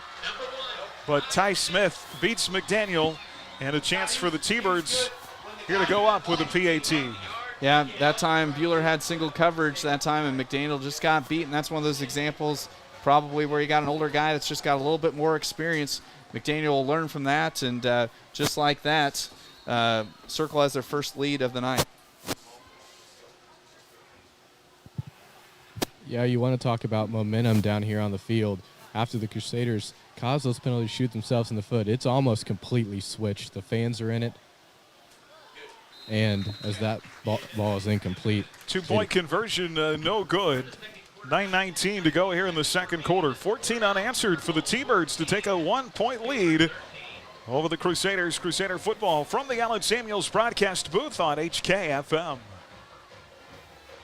At People's Bank and Trust, we value our customers. We know you have plenty of choices for your mortgage loans, but we think we have what you're looking for: relationship banking. And if you're considering refinancing or purchasing a new home, check our competitive rates before you make that change. Your payments will be made at home, and you'll receive good personalized service. That's how we've established many long-lasting relationships. Make a change, know your lender, and make your payments at home with People's Bank and Trust. Member FDIC, Equal Housing Lender. At Adams Brown, our clients are the center of everything we do. Hi, this is Brett Henry. If you farm or in the agriculture, healthcare, construction, real estate, or own your own business, we'd love to talk to see how we can help your operation. Adams Brown, Strategic Allies and CPAs. Above and beyond. Erickson Custom Building has a great plan and a budget suited for your needs. Whether it's a new build, a remodel of a kitchen, interior, exterior, or an insurance restoration project, Erickson Custom Building provides quality craftsmanship and superior customer service. We stand behind our work and have lasting relationships with vendors, suppliers, and most importantly, with you, the customer. Erickson Custom Building, proud to support all high school activities. Call 620-585-2816 or visit EricksonCustomBLDG.com. Crusader football on HKFM. Well, Chris, you said it in the break. Buhler's got to get Old Mo back on their side. 2 huge touchdown passes by Cooper Chadwell. Hit as he threw both times, one of 51 yards to Weston Rose, the other 63 yards to Ty Smith. Again, both times Buhler got pressure, but younger, less inexperienced D-backs getting beat on those 2 plays. See if Buhler can get something going here offensively. Yeah, this series really critical for Buhler, as we've really felt, Buhler had the momentum early in the game. It kind of was zapped away by some penalties and turnovers. So now Buhler's just got to settle in, put together a good scoring drive here, and take the lead back. All right, here we go. Buhler on the ground, 1st and 10 from the 35. 9:06 to play in the first half. And Gavin Patton on an inside run, and those 3 or 4 yard runs are fine. Buhler just can't afford penalties. Yeah, I mean, the last possession Buhler had, things got off to a good start, but then that massive chop block penalty really put Buhler behind the 8 ball. Gain of 4 yards, forward progress to the 38. It'll be 2nd down and a long 6 here. First time ever in this series that Circle has led against the Crusaders. Out of the eye, Jeff Neal rolling out and evading pressure, looking to throw, and he heaves it into traffic and throws it away. Incomplete. It'll be 3rd down and a long 6 here. His Circle got pressure in the backfield that time from one of their defensive ends. James Wellner goes 6'4", 200, chasing Jeffrey Neal out of bounds. Yeah, it was a great job by Neal that time, just eluding pressure on the boot, as he had defenders right within his grasp, and he was able to break out of their attempted tackles, and it's now a big 3rd down. We'll see what Coach Neal dials. Check that Coach Warner dials up here on 3rd down. 3rd and about 7. Trips right. Jeff gets rid of it quickly. Throws behind the receiver, but a great job, Matt Eddy, to turn around and come back to the ball across the 50. Move the sticks to the Circle 49. Well, when you need plays made, playmakers make them, and that's exactly what Eddy did that time. The ball was thrown a little bit behind Eddy, but Eddy athletic enough to go back, make the snag, collect the catch, and get Buhler into Circle territory in the 1st down. He's the kind of receiver that makes his quarterback look good, doesn't he? Yes, sir. 1st and 10. Good throw, good catch. 8:08 to play the first half. Buhler driving. Out of the eye, Jeff to throw on 1st down. High, but caught by Eddy again, who somehow stays in his feet. Across the 35 and driven out of bounds near the, they're going to call him out, I think. say he had a knee down at the 35, but yeah, that gain was of 14 enough for a first down. Dangerous decision that time made by Bonner Jeffries as he tried to go for the pick. And Matthew Eddy's one of those guys, if you don't try to secure the tackle first, he's going to break a big one if you miss the pick. All right, 1st and 10 at the 35, out of the eye. Gavin Patton fumbles the football. Fortunately, he's able to fall on it. Jeff Neal put it right in his belly, and it popped right back out. Patton with a fumble, but a recovery. It's going to be a loss of 3 on the play. Look at it, 2nd down and 13. Yeah, the D tackle, big Kobe Huggins, 6'6", 260, just swallowed Gavin up. Nice heads-up play made by Patton to collect the football and not try to do something crazy with the ball being loose. Well, you don't want a turnover right here. High formation. Matt Eddy isolated one-on-one here on the near side. Jeff, play action. Rolling out to his left. He's going to tuck it in and run and gets hit near the 36. Trying to get to the edge, Jeffrey Neal. Quarterback keeper all the way there. Forward progress of 2 yards to the 36 and another big 3rd down. 7:23 to go in this first half. 14-13, circled by 1. If you don't get it on 3rd down, are you going for it on 4th? Well, it's a situation with 7-13. It'll be an interesting decision to whether or not Coach Warner goes for it. But the big thing, you don't have to get it all right here on this down right here. Just try to get 4th down manageable. Needs the 25 for a first down. 3rd and 10. Jeff out of the gun, looking to throw in the slot. Matt Eddy's got it caught at the 25, right at the stick. It's going to depend on the spot. I think they're going to mark him just a tad short. Yeah, Matt Eddy doing such a good job as a possession receiver where basically wherever Neal's putting the ball, Eddy's there to catch it and hold on to it in traffic. But like we talked about, a much more manageable 4th down here. I feel a lot better with it being 4th and 1 than being 4th and 10 or 11. Buhler was 3 of 5 on the 4th down scenarios last week against Central. And Coach may want a timeout here. 6:24 to play here in this opening half of football. Circle for the first time ever in the series, leading 14-13 in our Pile Law timeout. If you, a friend, or a family member have been the victim of an accident, contact Pile Law in McPherson. At Pile Law, Tom takes the time to evaluate your options. So, all right, Buhler's a power running team. I don't think anybody that doesn't know that. It's 4th and 1. Just going to load up the box and try and move the pile here. Yeah, you've got a big quarterback in Jeffrey Neal. He's a guy that, and Ty Goins, the center here, he's not a small individual either. He's one of the bigger linemen, or the biggest lineman that Buhler has height-wise.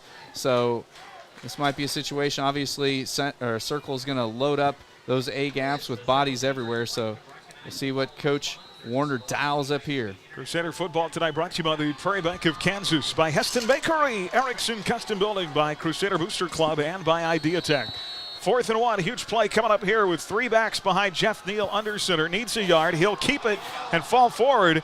Might have lost the ball initially, or a little bit of a fumbled exchange there, but he's able to hold on to it, I believe, and get across the 25 to the 24.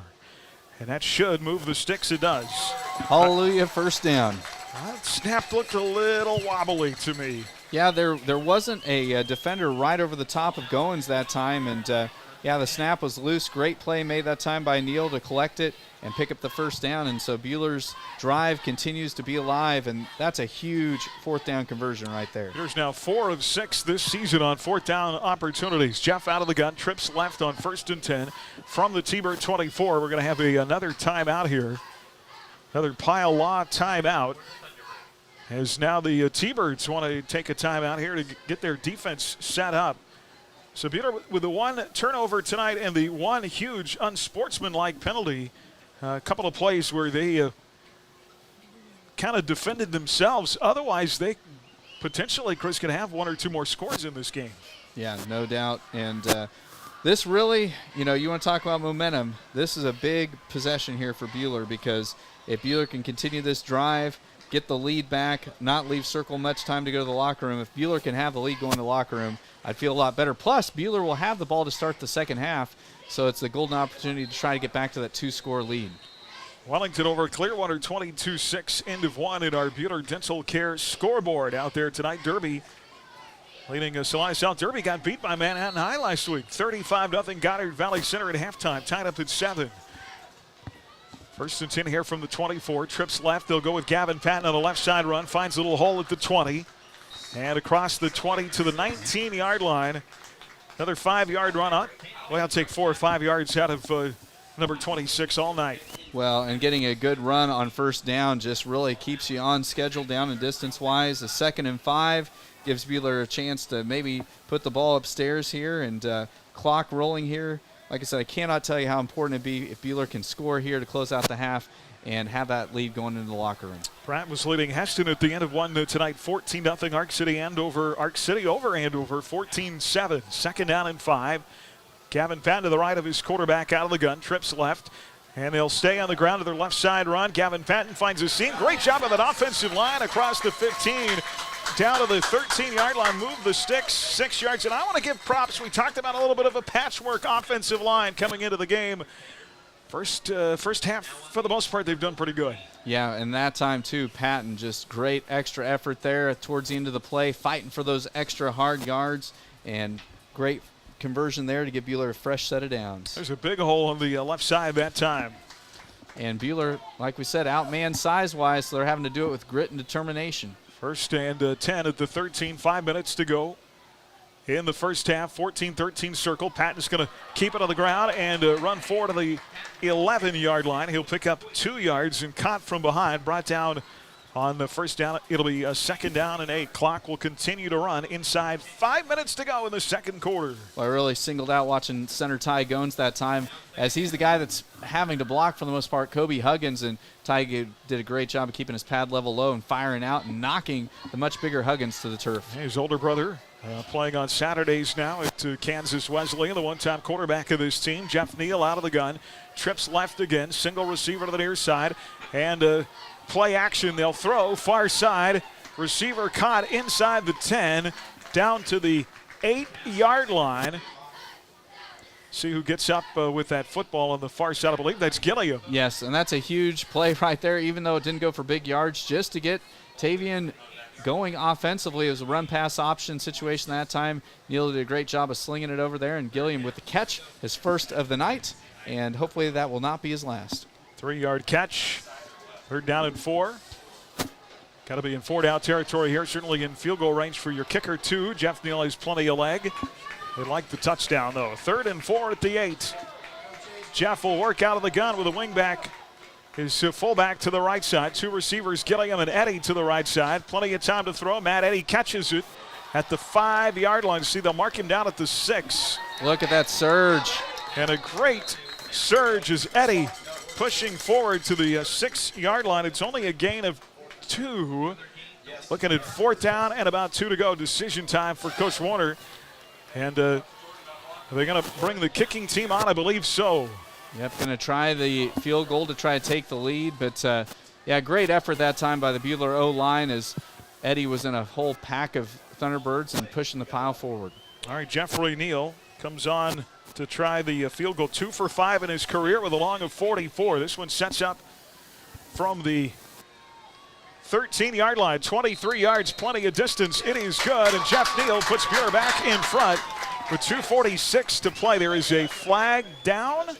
But with where it's at, I think it's going to be a roughing the kicker or roughing the holder. It definitely is. Jeffrey was on the ground after that, and he played to it a little bit. That should give him a first down, should it not? Yes, it would, because it being We'll see what the call is here. A penalty potentially on the circle on that 23-yard field goal try by Jeff Neal. And they're going to take the points. Okay. So they will decline the penalty and take the 3 points, and Buhler reclaims the lead. 2:46 to go now in the second quarter. Buhler 16, Circle 14. Crusader football from the Allen Samuels broadcast booth on HKFM. U-Felt Flooring, proud supporter of Buhler High School activities. We are your experts for all your floor covering needs. Please make an appointment to visit us at 110 West 2nd, downtown Buhler, or give us a call at 620-543-2274. Go Crusaders! What's better than getting a new iPhone? also getting an Apple Watch on us with 1 month free service. You heard that right. At Next Tech Wireless, you can get an Apple Watch on us with a month of free cellular service when you buy a new iPhone. Come visit us at a location near you or call or text at 877-621-2600 for more information. Next Tech Wireless. We are Kansas. At Dick's Phillips 66, our family has kept motorists on the road for nearly 60 years. Hi, this is Janet Dick, inviting you to stop by our locally owned station at 1215 East 4th in Hutch. Dick's offers top-tier gasoline, grab-and-go food options, and friendly service. Wherever you're headed, every journey begins with a stop at Dick's Phillips 66, 4th and Stevens in Hutch. Crusader football on HKFM. Well, Buhler reclaims the lead on a 23-yard Jeffrey Neal field goal. Buhler Dental Care scoreboard, first half, Berrien leading Sterling 8-0. Larded 19, Lions 0. Inman 22, Sedgwick 6, late second quarter. Games on the Ad Astra Sports Network tonight, online at adastraradio.com. Jeff's going to squib it again from the 40. And a good squib this time as it'll bounce and be picked up at the 15 near side. Return across the 25 to the 31-yard line by the T-Birds' Cole Glaves.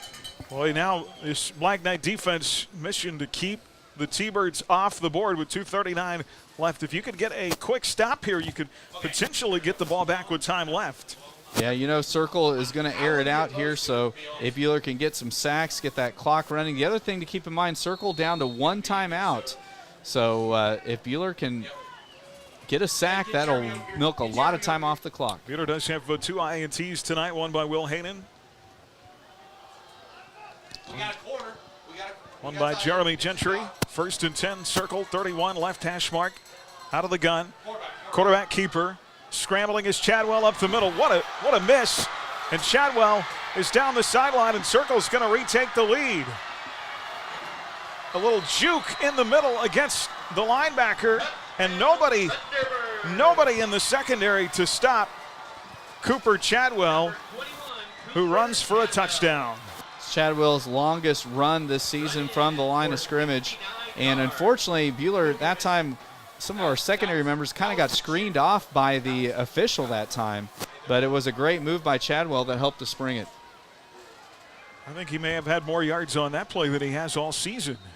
Yeah, no, he only had 7 yards rushing last week. So 69 yards and a touchdown for Circle to reclaim the lead here. Boy, Buhler's got to be better than that defensively.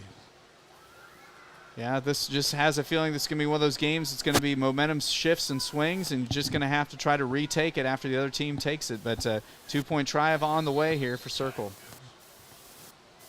And a timeout, take another pile law timeout here. How do you, I guess, on a running play, have nobody back in the secondary to try and clean up that mess? Well, unfortunately, like I said, I think our safety on the near side kind of got screened off by one of the officials, which it was just kind of a good break for Circle and a bad break for us. Frustrating break in the game as Buhler had just taken the lead back on a Jeff Neal field goal.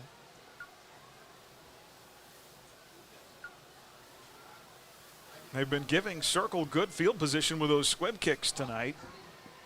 Trying to keep it away from their speedy returners. Coming up at halftime, we'll visit with tennis coach Matt Babcock. His team off to a solid start. In the mix as a state contender again this year. Won the Circle tournament here in Towanda on Thursday. Halftime scores: Hoisington Hallstead tied at 7. May South leads campus 3-0. It's a shootout. The Colts leading in a shootout. Yes. Over May South. Circle going to go for the 2-point conversion here. Up by 4. See if Buhler can hold it here to keep it there. With Chadwell out of the gun. He's got 2 backs with him in the backfield. Wants to throw one-on-one. And it is broken up, incomplete. Great play made that time by Jeremy Gentry. So a 4-point game, 2:26 to go now. Here in the first half. It is 20-16. Kickoff when we come back here from the Allen Samuels broadcast booth. on HKFM. Summer is here and we're bringing the heat. At Next Tech Wireless, you can get an iPhone SE 3rd Gen or the Samsung A53 on us. Or if you're looking for a little more, you can also get up to $529 off any other device, including the Samsung S22 Ultra or the iPhone 13 Pro Max. Come visit us at a location near you or call or text at 877-621-2600 for more information. Next Tech Wireless. We are Kansas. At Dick's Phillips 66, our family has kept motorists on the road for nearly 60 years. Hi, this is Janet Dick, inviting you to stop by our locally owned station at 1215 East 4th in Hutch. Dick's offers top-tier gasoline, grab-and-go food options, and friendly service. Wherever you're headed, every journey begins with a stop at Dick's Phillips 66, 4th and Stevens in Hutch. Crusader football on HKFM. Here's a nice return by Matt Eddy on a squib kick to the far side by Circle. Eddy will get all the way up to the Buhler 30. Plenty of time with 2:17 to play. Well, you'd like to have the momentum going into halftime. If you can get the lead back here, you have the ball to start the second half. Yep, and Buhler with all 3 timeouts remaining, so that leaves the playbook wide open. But every team practices a 2-minute drill, and now Buhler's going to get the opportunity to try to use the 2-minute drill to take the lead back. From their own 29, they've got a halftime in Claflin, where Maxville leads Central Plains 22-6. And our Buhler Dental Care scoreboard. 2 receivers right, wingback Gentry to the right. Neal out of the shotgun to throw on 1st and 10.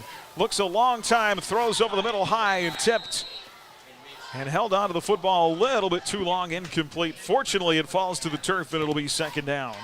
Yeah, there was a lot of defenders in that neck of the woods as the pass falls incomplete, thankfully. But what you don't want to do if you're Buhler is give up another turnover here. So you want to be aggressive, but not too aggressive.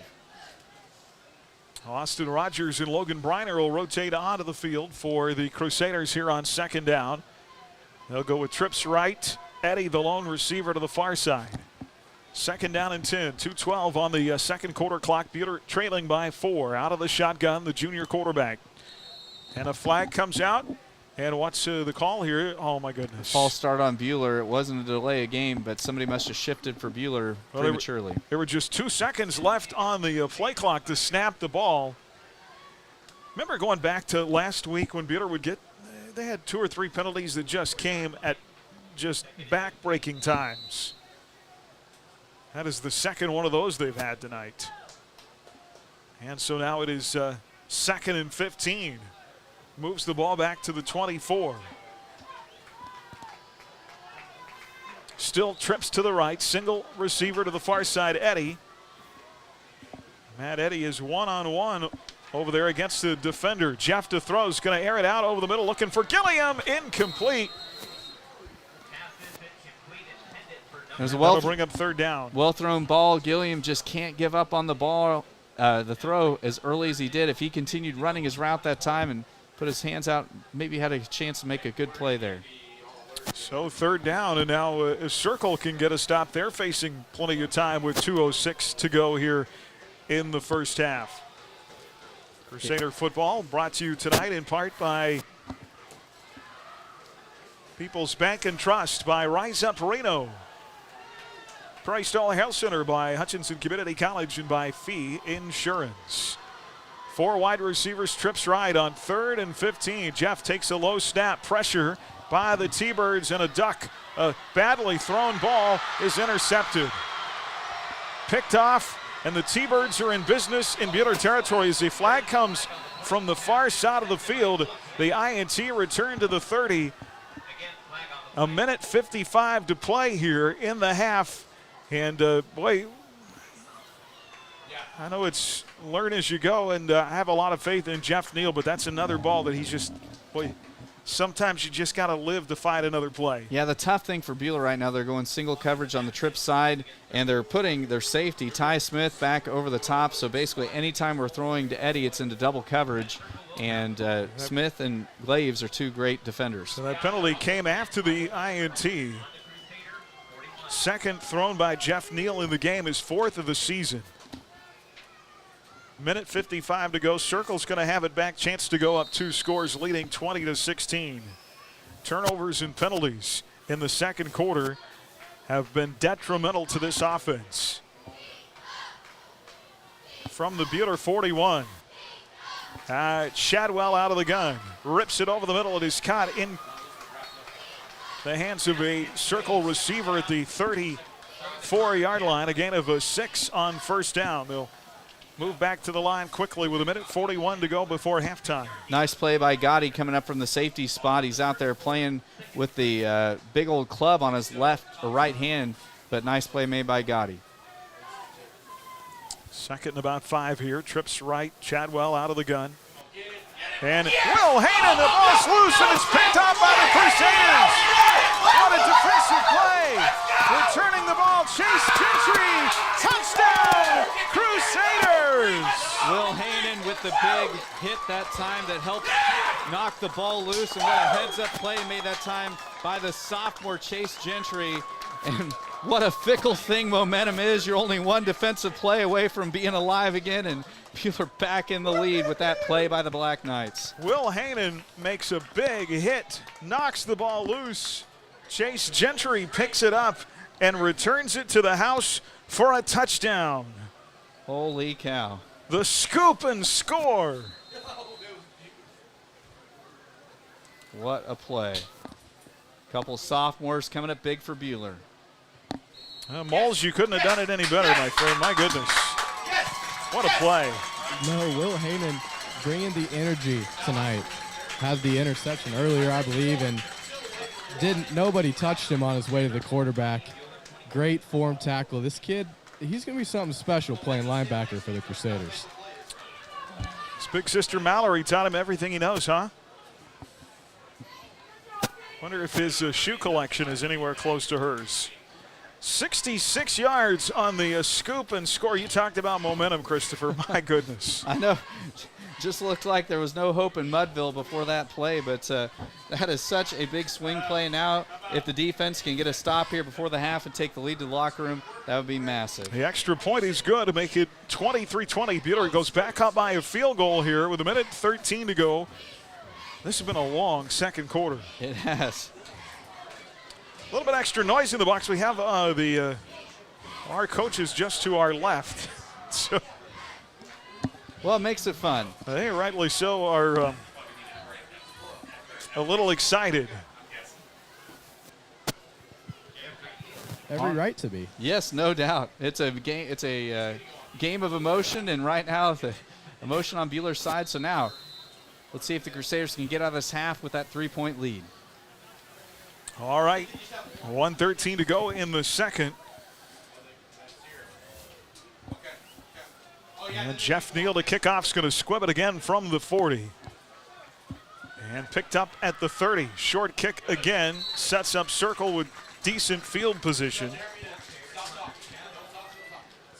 Each team with turnovers that have cost him in this game. Circle has turned it over 3 times, 2 INTs, and a fumble. Buhler has answered with a score each time.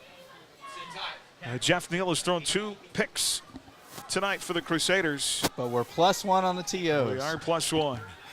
1:10 to play here in the second. T-Birds will start from their own 39-yard line.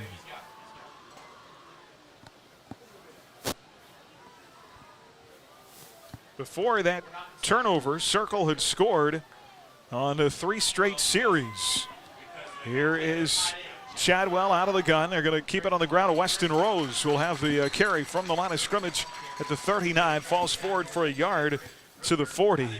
Nice job with contain that time by Brian Regier. And Circle may only have a bullet or 2 left as we'll go under a minute to play.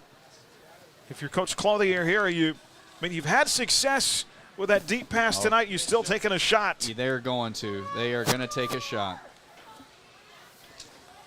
Cooper Chadwell out of the gun on 2nd down and 9, wants to throw, slings it over the middle, but it's low and incomplete at the feet of Cole Glaves at the Buhler 45. That'll stop the clock with 35 seconds to go. Good news for Buhler is they've gotten pressure pretty consistently on the quarterback tonight. That time, Chadwell having to get rid of it early. They just got to buckle down in that defensive secondary. Yeah, I mean, the fumble return for a touchdown, I mean, that was set up by Buhler just pouring through the defensive pressure. Coach Coles calling up the blitz at the right time, and let's see what Coach Coles has here. All right, 3rd down and 9. Chadwell out of the gun. 3 receivers right. They'll bring Glaves to the near side. Catches at the 50. Makes a man miss. Sideline driven out of bounds at the Buhler 40. So that's going to be a first down into Crusader territory from 40 to 40 with 27.9 seconds to play here in the second quarter. Circle's got a chance. Yep, fresh set it down for the T-Birds. They're going to try to attack the edges with the throwing game. Probably not going to have anything on the ground here. If they have one play where we stop them short, they're out of timeouts. Buhler's got to keep Circle out of the end zone here. Out of the shotgun, Chadwell. Line of scrimmage to 40.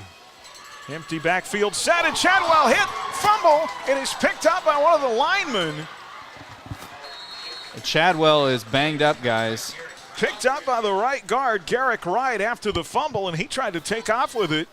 Returns it across the 45 to the 43-yard line. It's going to end up being a loss of 3 yards, and Chadwell is down. It looks like maybe a cramping situation, being helped out by Will Hanen. And an injury timeout here, brought to you in part by the Summit. Yeah, hey, guess who initiated big that caused the fumble? Mr. Will Hanen himself, having a big second quarter. Having a big night. Chadwell still being attended to. Injury timeout brought to you by Summit Surgical and Pinnacle Rehabilitation Sports Performance. Schedule your consultation at summitks.com together for exceptional health care. They're going to help Chadwell off the field, and so he's going to have to come out for this play with 10.5 left in this quarter. A big hit by Will Hanen, knocked the ball loose, picked up by big right guard Garrick Wright. Goes 6'2", 225, a rumbling, and ends up in a 3-yard loss. 2nd down and 13. New quarterback out of the shotgun is going to be Connor Chadwell. He's going to air it out down the sideline. Oh my gosh.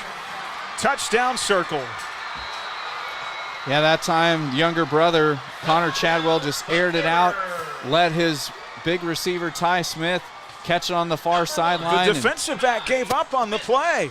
Well, he tried to make a play on the ball and got burned terribly. Chadwell threw it over his head, unfortunately. Wow. 43-yard score. Who caught the ball? That was Ty Smith. Yes, sir. That expires time here. Good grief. That was Connor Chadwell, the junior, younger brother of Cooper, throwing that ball. They're going to go for the 2-point conversion. Is no good in the back of the end zone, and time will expire here. The first half is over, but Circle putting on a throwing clinic in the second quarter with 4 big, long touchdowns. Buhler's defense got some work to do as we go to the locker room. That secondary's got to come up with some answers. Down 3, 26-23 to the half we go. Our Prairie Bank of Kansas halftime report coming up. And our This Week in Crusader Sports, we'll visit with tennis coach Matt Babcock when we come back here on HKFM and the Crusader Sports Network.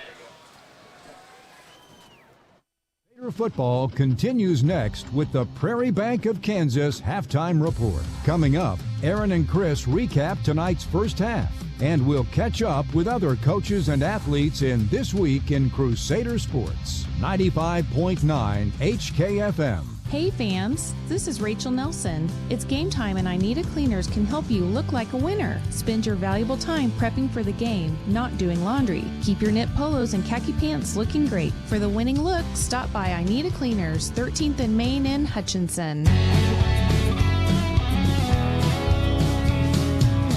We're here to keep you rolling. Rod's Tire and Service. Rod here from Rod's Tire and Service in Hillsboro. When people ask me what business I'm in, I say the problem-solving business. Since 1999, we've been here to help solve all your tire and wheel problems. Holly here, and I invite you to come down to Holly's Sweet Treats at 205 South Main in Hutchinson to check out our cookies, desserts, fresh baked bread, and custom cakes. We also offer delicious lunches every day and fun last-minute gifts in our shop. Come on down or call us at 888-YUM. And back here on our Prairie Bank of Kansas halftime report, our This Week in Crusader Sports, as we sit down with the head tennis coach, Matt Babcock. Coach, thanks for some time. Let's talk about how the early season's gone for your squad so far. Overall, I'm pretty pleased. We did have 4 returning state medalists, but basically every single one of them is playing in a different spot or with a different partner in some way this year. And the girls have really responded and put themselves in a great position here as we head towards regionals in a couple weeks.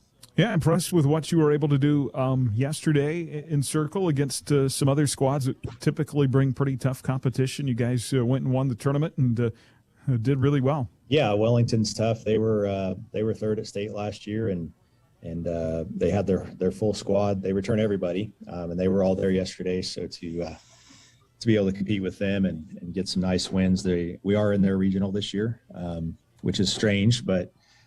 So, yeah, we helped ourselves a lot yesterday by playing good tennis against some opponents that we'll see at regionals, and that should help the seeding process. You talked about different kids in different places. On the singles side, you've got kids who played doubles a year ago, now doing singles and off to a very good start. I think Olivia's 12-3 now on the year and looked really good yesterday. So yeah, Olivia's really coming on. She didn't lose a single game yesterday, won all 3 of her matches 8-0, and she now has 2 wins over Wellington's number 1 player, who was 8th at state last year. She's beaten her 8-1 and 8-0. She's probably looking at the 2 seed at the regional we'll be at. So, and then we also have Kaylee Hamby, who was a doubles player, now playing singles, and she went improved to 7-2. She missed some time due to an injury, but she also won the singles tournament yesterday and also beat a Wellington girl in the finals. So. Again, they did some nice things for themselves. Experience there with your number 1 doubles, too, and Caleb Babcock and Tegan Nickel, who both have been with you a couple of years now on the varsity side. And those 2 paired together this year seem to be playing pretty well. Yeah, Caleb Babcock has overcome both parenting and coaching to actually have a pretty successful career up to this point. She's had 3 different partners now in the last 3 years, and has finished 4th at state, 6th at state, and then whatever we do this year. But yeah, her and Tegan have just been a really good pairing. I think they complement each other really well, and again should be looking at a top 2 seed in a very difficult regional, and we'll see where we go from there. A little bit of youth at that 2 double spot. I know you've mixed and matched there a little bit, but some young kids learning in a hurry there on the varsity side. So yeah, no matter what we do in that spot, it's going to end up being girls that are first-time varsity players, and we tried a couple of different combinations. And there's some girls that are really close and competitive there. There's probably 4 girls that we've been looking at for those that 2 double spot, and I thought yesterday that Jaden and Ashlyn did really well and bounced back. Had a first round loss, but then went 2-0 on the backside and played some pretty decent tennis. So that's what we're looking at this point, and we'll see if we can get them ready here for the postseason. All right, Coach. Well, good luck rest of the way. Appreciate your time, and we'll talk to you soon. Thanks for everything you do, Aaron. Yes, sir. That's head coach Matt Babcock talking Buhler tennis. We'll have some results from yesterday. More of our This Week in Crusader Sports coming up on HKFM. More of the Prairie Bank of Kansas halftime report is coming up after this. Prairie Bank of Kansas, your locally owned full-service bank since 1886. 95.9 HKFM. The Buhler Crusaders play here. You already know H&R Block does taxes, but you may not know you can get expert help in person or virtually, or that our tax pros average 10 years of experience. You can even request the same tax pro every year, and your biggest possible refund is always guaranteed. At H&R Block, help is here. All tax situations are different. Not everyone gets a refund. Limitations apply. See hrblock.com/guarantees. Stop by H&R Block in Lyons, Ellsworth, or Hutch today. Hi, this is Jen Stallman with the Buhler Booster Club. Booster Club supports all student activities and athletics. Please consider membership in our Booster Club to help support all students at Buhler High School. Follow the Buhler Booster Club and the Buhler Crusader Closet on Facebook and Twitter to keep up to date. Thanks for the continued support of our generous donors. This is Cindy Couchman, Superintendent of Buhler Schools, where we are proud to offer an exceptional adult learning and K-12 virtual school alternative with Ad Astra Virtual Academy. If you are considering a virtual educational setting with certified instructors, find out more at Ad Astra Virtual Academy at usd313.org. As your American Family Insurance agent in Hutchinson, I'm Licky looking out for what matters to you, even when nothing's wrong. This is Sheila Metzger, agent at the Sheila Metzger Agency. Call me at 665-0400 and let's talk about your insurance needs today. American Family Insurance. Crusader football on HKFM. And back here tonight on our Prairie Bank of Kansas halftime report. Crusader football brought to you in part this season by Adams Brown Strategic Allies and CPAs, by Ineta Cleaners, Holly's Sweet Treats, by Apex Shears, and by Alpha Land Surveys. 26-23, Circle by 3 at the half. Buhler dominated the first quarter in this game. They picked off a Chadwell pass in the first series. Will Hannon got the INT. And Buhler 2 plays and a Gavin Patton 9-yard touchdown reception to make it 7-0 with the extra point. Circle punts in their next series. Buhler comes right back. 9 plays, 89 yards, a 17-yard strike from Neal to Eddie. They missed the extra point. It's 13-0 with 4:33 to go in the quarter. Circle would throw their second INT of their next series, picked off by Jeremy Gentry. Then Neal answers right back with the first of 2 picks of his own. Circle gets the ball 2:21 to play their first score of the night as they go from their own 30, and a 51-yard touchdown pass from Cooper Chadwell to Weston Rose. 2-point conversion good. Circle 13-8. They trail by just a score. Buhler punts on their next series. Then the T-Birds, another long touchdown play, 63 yards this time to Ty Smith. 19 to go in the half. They missed the 2-point conversion. Lead by 1, 14-13. Buhler in their next series, a field goal. It's a 23-yarder from Jeff Neal, his first of the year. They lead by 2, 16-14. Next series for Circle from their own 31. And Cooper Chadwell busts free a 69-yard touchdown run. No PAT. Circle by 4, 20-16. And late in the second quarter, a second Jeff Neal INT. Circle driving, but on a big hit by Will Hannon, Cooper Chadwell fumbles the ball, picked up by Chase Gentry. A scoop and score by the linebacker. 66 yards with the extra point. Buhler goes up 23-20.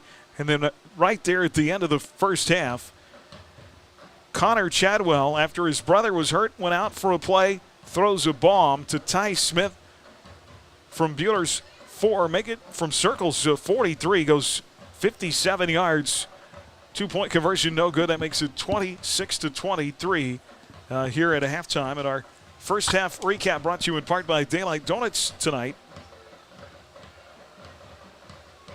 And Christopher, let's take a look at some of those first half numbers. Daylight Donuts, time to go to your happy place, made from scratch every morning with 2 locations in Hutchinson. Rise and shine, it's daylight time. Let's take a look at some of those other first half numbers. Yes, and total offense tonight, Circle with the advantage. They have 295 yards of total offense compared to Buhler's 161 yards of offense. And one of the stats that really stands out, yards per play, Circle over 12 yards per play compared to Buhler's 4.9. Taking a look at through the air tonight, Jeffrey Neal, 9 of 16 for 87 yards, 2 touchdown passes, 2 interceptions. And for Circle, Cooper Chadwell is 7 of 12 with 2 touchdowns, 2 interceptions, and younger brother Connor Chadwell with 1 touchdown pass. And so overall, Circle 8 of 13 throwing the football on the ground. Circle with the advantage, 83 yards on the ground compared to Buhler's 74. And taking a look at some of the individual statistics, first down-wise, Buhler does have more first downs than Circle, 12-7. Individually, Gavin Patton, leading rusher at the half for Buhler, 13 carries for 58 yards, averaging 4.5 a clip. Jeffrey Neal, 3 carries for 13, and Braden Gentry, 1 carry for 3. On the ground for Circle, leading rusher at the half, Cooper Chadwell, 4 carries for 69 yards. Most of that yardage coming on his 1 run, as he had some sack yardage. Also rushing the football tonight for Circle was McCormick. He has 4 carries for 8 yards. And also with a couple carries is Weston Rose, 3 carries for 6 yards. Receiving-wise tonight for Circle, no surprise, Ty Smith, 2 catches for 106 yards, both of those going for touchdowns. Rose with 1 catch for 59 yards, and Claves with 1 catch for 20 yards. For Buhler, Matthew Eddy leading the charge, 7 catches for 75 yards, a touchdown. Gavin Patton, 1 catch for 9 yards, and that went for 6 as well. All right, some work to do in the second half. Good news is Buhler will have the ball to start quarter number 3. Down for 26-23, our Prairie Bank of Kansas halftime report. Look at some other sports this week in Crusader Sports. We'll continue that next here on HKFM. If you're looking for a late starting college class, Hutchinson Community College may have what you need. It's not too late to get enrolled. We have classes starting throughout the semester.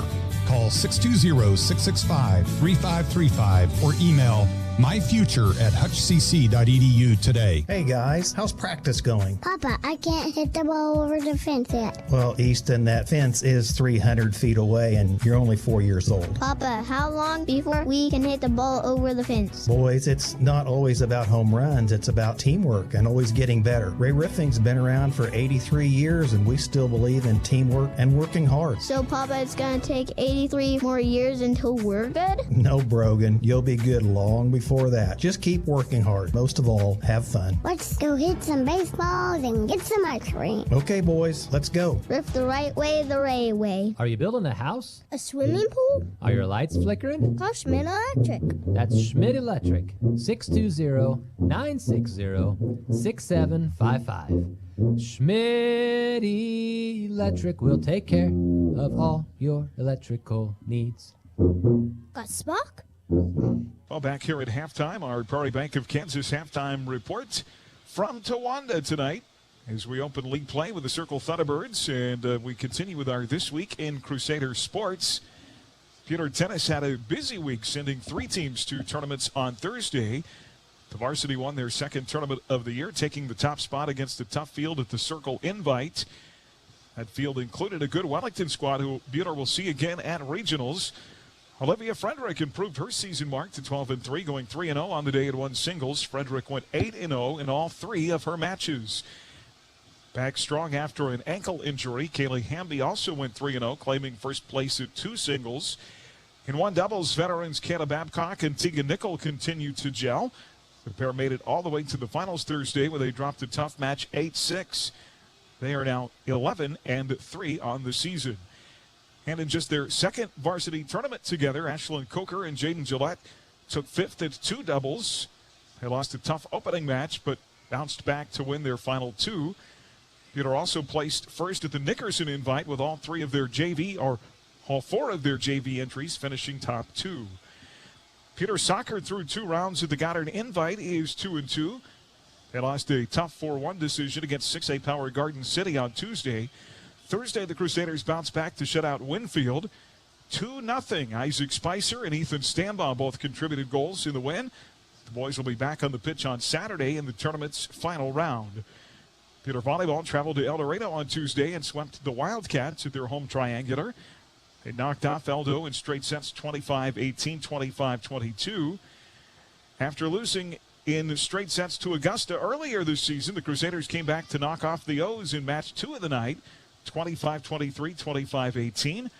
Peter will be home on Tuesday to host Mulvane and Winfield in the Fieldhouse. Peter Golf finished 4th at a loaded field Tuesday at the Andover Central Invitational. The Crusaders posted a team score of 319. Marley Cooper and Elise Gover both finished inside the top 15, with Cooper medaling in 8th place. A busy Saturday for the Crusaders. We'll see varsity cross country travel to Wamego. They'll compete on the same course that will host state later this season. Several other top teams in the state will also be represented there tomorrow. Buhler Soccer, as we mentioned, competes in the final round at the Goddard Invitational. While freshman volleyball will travel to Hutchinson to participate in the Salt Hawk Invite. Coming up on Monday, freshman football, along with the JV, also back in action. They'll be home beginning at 4:30 against Circle. That's our This Week in Crusader Sports. More of our halftime coming up. We'll check other scores. Get you ready for the second half kickoff from Towanda next here on HKFM. You're listening to the Prairie Bank of Kansas Halftime Report. Tonight's second half kickoff is coming up next. Join Aaron West and head coach Steve Warner Monday nights at 6:30 for the Crusader Coaches Show, 95.9 HKFM. If you're getting ready to buy or sell land, start a building project, or have a property line in question, call Alpha Land Surveys. With over 30 years of experience, you can trust Alpha Land Surveys. Call 728-0012 or go to alphalandsurveys.com. At Fee Insurance Group, we've been working side by side with our clients for more than a century, helping them prepare for the unexpected and supporting the teams, schools, and communities we all care about. Fee Insurance, forward together. Alan Samuels of Hutch has teamed up with Allstate Dina Brislin Agency and Trinity Catholic Junior Senior High School for Pink Digs for the Cure, a benefit for Cancer Council of Reno County. Get your t-shirt at any Trinity volleyball home game or at Alan Samuels on the giant corner of 30th and the Rain. Wear it to the games on October 3rd and 4th when we present the total money raised to the Cancer Council. Help us dig for the cure. And as Mr. Samuels always says, come by, let's be friends. Rise Up Reno wants to remind parents of the importance of having conversations with your kids. One conversation goal you can practice is to show that you care about your child and their success. Young people are more likely to listen when they know you're on their side. Reinforce why you don't want your child to drink or use other drugs. The conversation will go better if you're open and show you care. Go to riseupreno.org for more conversation tips and resources. Rise Up, Reno. Crusader football on HKFM. Well, welcome back here. Our Prairie Bank of Kansas halftime report as the teams head back out of the field. Let's run through some things in our Buhler Dental Care scoreboard around the area. Halftime scores: Derby leading Salina Central 55-6. Elsewhere, Wellington at half over Clearwater 36-6. Salina Central leading Eisenhower. Actually, that game is tied at halftime at 13-all. Mays over Andover Central at the half, 20-14. Andover leading Arc City 26-14. 0-0 halftime. Hillsboro and Nickerson. Other scores for you: Garden City all over Wichita North at the half, 63-0. Aquinas up 1 over Blue Valley North, 14-13. Mulvane 18, Independence 14. Goddard leading Valley Center 21-7 at the half. Marion up over Sterling 8-0. Inman leads Sedgwick 28-16. It is Pratt at halftime leading Heston 21-0. Derby 55. Salina South 6. Christopher, you got any other scores there on the network tonight? I was trying to read. Did get to Inman Sedgwick. We had that. We had Sterling Marion. Okay, so the other ones going on across the Ad-Astra Sports Network that you didn't mention. At the half, Trinity Catholic leading Remington. That game over on Kansas Rocks 100.3. It is 28-8. Trinity Catholic on top. Also at the half, Larned up 40-0 on the Lions. That game on the Ad-Astra Radio app. And I believe all the other games, the other one that we had, I don't know if you had Smoky Valley Haven, with 6:30 left to go in the third, over on 96.7 KMPK, Smoky Valley leading Haven 30-0. And again, you can find a live streaming of all of our games across the network online at adastraradio.com or on the Ad-Astra Radio app. Powered by Next Tech Wireless. Shop the latest phones and devices at the best prices. Next Tech Wireless, we are Kansas. College football in full swing this weekend. KU on the road tomorrow to West Virginia. That is a late afternoon kickoff from Morgantown over on 94.7 FM. K-State home against Missouri tomorrow evening. Sterling College, it's Warrior Fest tomorrow in Sterling with activities during the day. And the Warriors host Kansas Wesleyan tomorrow night.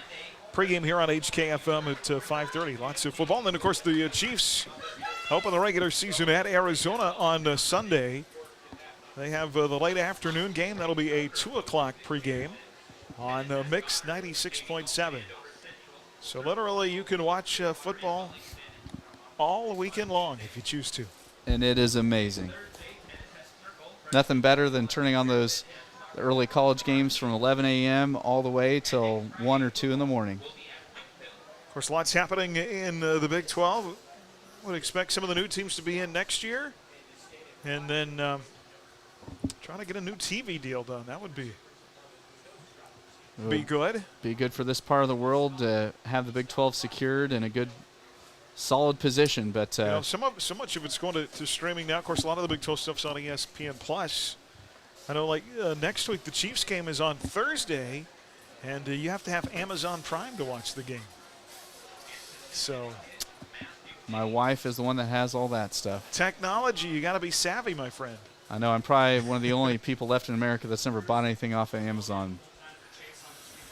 All right. Well, let's talk keys to this second half. Well, I mean, this first drive is going to be really critical. This has been a seesaw, yo-yo game.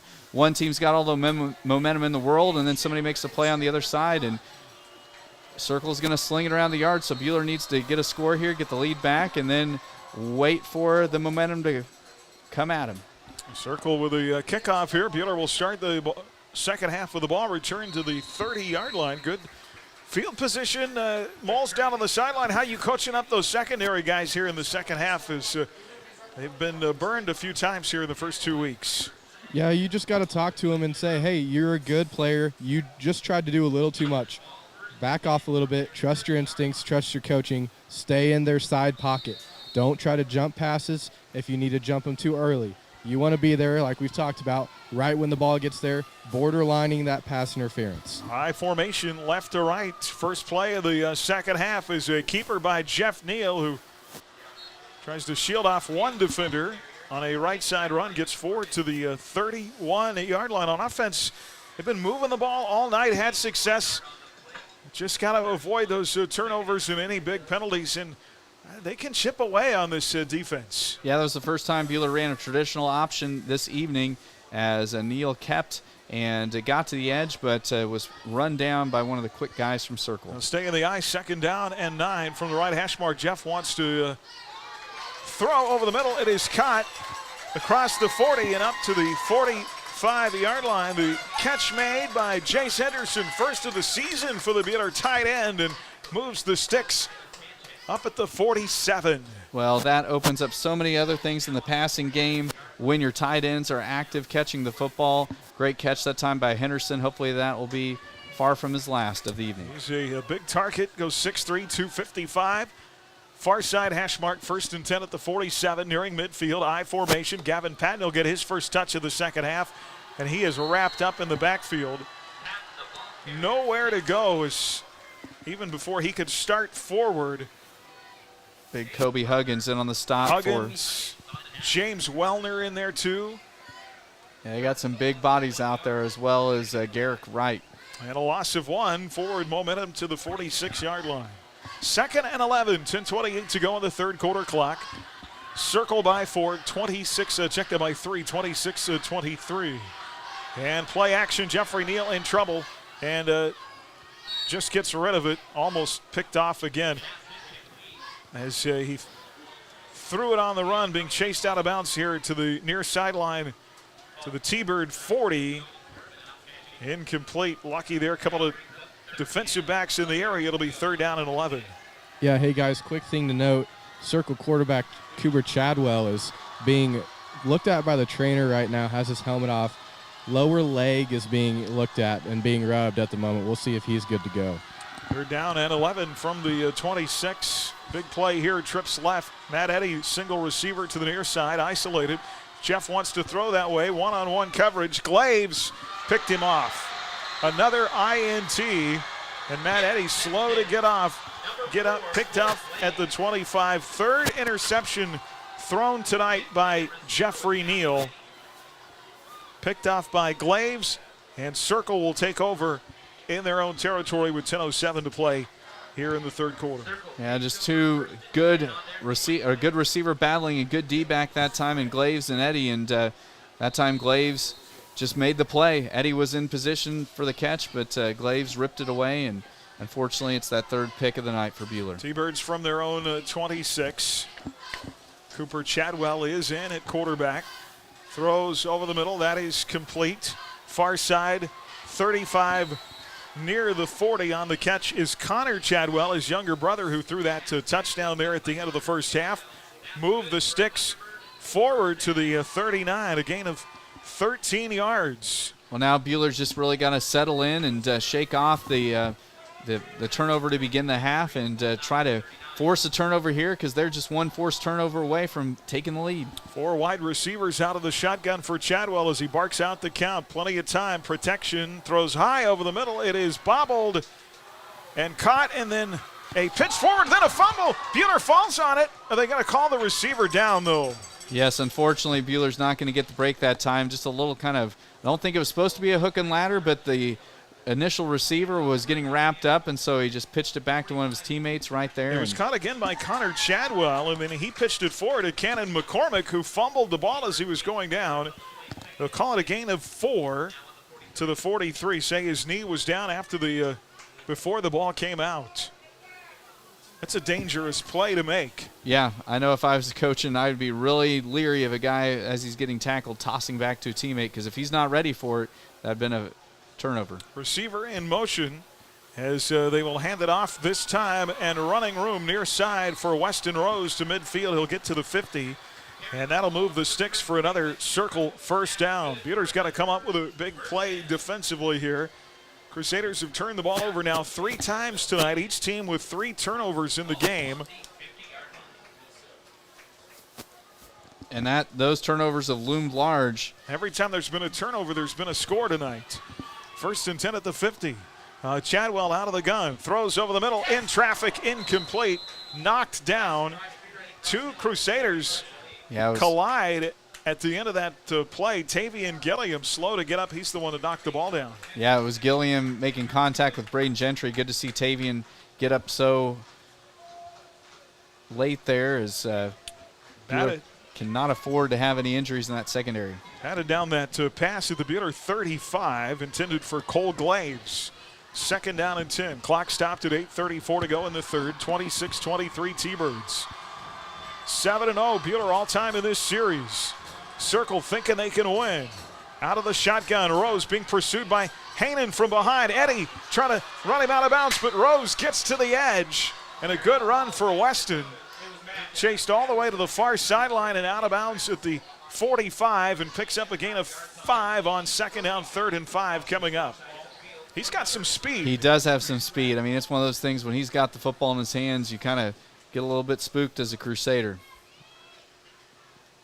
Big 3rd and 5 for the Thunderbirds. Got to figure they're throwing here on 3rd down. Connor Chadwell's thrown a couple of picks. Those came back earlier in the game to those 2 sophomore defensive backs.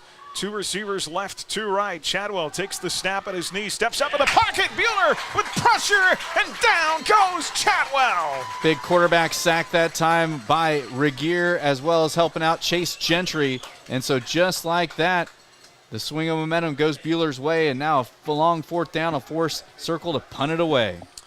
What a big play. We'll make that to one of our sparks of the game, brought to you by Schmidt Electric. Be sure your project will be done right the first time with over 15 years experience. Call Schmidt Electric. 620-960-6755. Got spark. Big play there by Big Brian Regier to get the sack and drive the T-Birds back to the 50. A loss of 5 and a 4th down and 10 coming up. And Circle will have to punt the ball away in their first series of the 2nd half. Back to return, Eddie and McDaniel. And they're going to let it go. It'll roll and be down at the 18-yard line. But the defense holds on the first series. Yeah, that is huge for Buhler because, you throw the interception, they get the ball in good field position for Buhler to kind of stiffen their necks and keep Circle off the board. Now Buhler with another opportunity to try to retake the lead. Buhler has had success on offense where they have not turned the ball over tonight. I think that's the key, not turning the ball over. 1st and 10 from the 18, out of the I formation. Tight end left, 2 receivers left. And it's a fullback handoff. Big fullback carry up the middle. And a nice run for Braden Gentry across the 30 to the 31. That'll move the chains. Big run there by Gentry. Yep, just a 2nd carry of the night, but it goes for big yardage. Good way for Buhler to start off this series. 11 yards, longest run of the year for Braden. That'll bring up a 1st and 10 from the 31. Right hash mark. Buhler going left to right out of the I formation. They stay with 2 receivers to the left side. They hand it off to Gentry again. This time trying to bounce to the outside. That's the old, hey, we'll try to fool you twice play.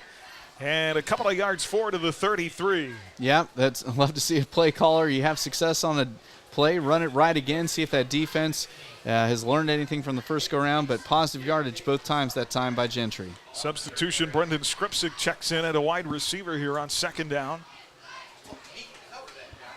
2nd and about 8 yards to go. 6:45 in the 3rd quarter clock. Buhler still trailing by 3. 2 wingbacks and Neal out of the shotgun this time.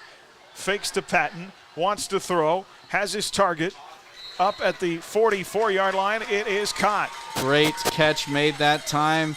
He had to go low for it that time. It was Gentry. Gentry who's coming up. I think he maybe when he went to the turf, he landed on his right shoulder. Yeah, not good to see Braden have to come out as he's really hurting here. And Gentry holding on to that shoulder. He'll be replaced at fullback by Will Hainan at the 44-yard line. A gain of 11 yards on that play. Hopefully Big B's okay. He's had a couple of good plays on this drive. 1st and 10 at the 44. Far side hash mark. They stay with 2 wings. And Jeffrey works out of that shotgun. Low snap from Goins. Able to pick it up the middle. And a big run across midfield to the circle. 44-yard line. It's Gavin Patton who moves the chains again. What a hard run by Patton. And there right at the end of the run, kind of as Patton lower the shoulders and keep those legs to churn and picking up a couple extra yards for the 1st down. Gain of 12 yards for Gavin on 1st down. Moves the sticks again. 6:05 to go in the 3rd. If Buhler can stay on time and down in distance, they've really been able to move the ball tonight. Yeah, I mean, it's just been the penalties and the turnovers at tough times. Out of the I formation. Patton again with an inside handoff. Finds his way across the 40, a sliver. And forward progress up to the 38-yard line. Well, when you can rip off 6-7 yards on 1st down, that makes 2nd and 3rd down so much more manageable and bearable. And so good drives right now going for Buhler. Let's see if we can keep it rolling. Good to see Braden Gentry is coming back in the game at fullback. Gain of 4, 2nd down and 6. Right in the middle of the field, under center. Play action. Jeff rolling to his left is going to tuck it in. Gets to the 35 to the edge near the 30. And has another Crusader 1st down. Little quarterback counter action that time by Neal taking around the left end. And Buhler with some rhythm right now offensively. Got 6 yards out of bounds at the 32. Enough to move the sticks. Actually mark him up at the 31. A gain of 7 for Jeff Neal. Buhler down 3. They've led by as much as, well, as many scores as 2 early in the game. They scored the first 2 touchdowns of this game. And they've trailed by as many as 4 since. Handoff. Patton, not much there. A yard forward progress to the 30, and that is it. As Circle's defense meets Buhler's tailback right near the line of scrimmage.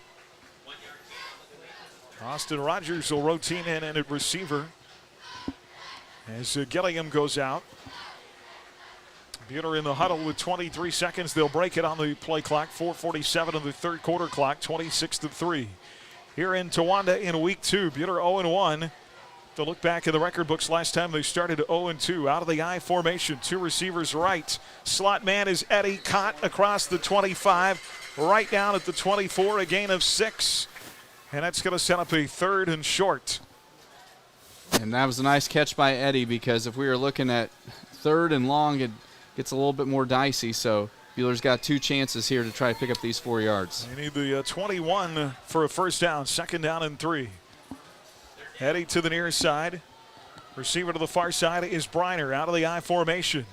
And the pitch to Gavin. Patton across the 25. Where are they going to call him out of bounds? They still have not spotted it here on the near side. Looks like they're going to spot him at the 23. It's going to be 4th and about 2. Man, kind of a tough spot that time for Buhler. I thought Patton got closer to the line to gain than that, but now a massive 4th down on the way. This drive that has been very successful to this point comes down to a huge 4th and 2. Buhler 1 for 1 on fourth down tries. They had one fourth down try, a fourth and short in the first half. They knew 2 yards to keep the drive alive here and not give the ball back to the T-Birds. Out of the I formation, single receivers either side on 4th and 2. Jeffrey Neal's going to roll out to the far side. Now he cuts inside of the 20, fumbles but falls on it. He falls on it at the 12-yard line. Buhler says they have it. Jeff Neal started outside to the left, cut inside, found a seam, fumbled the ball as he fell to the turf, but he was able to grab onto it at the 12. Woo!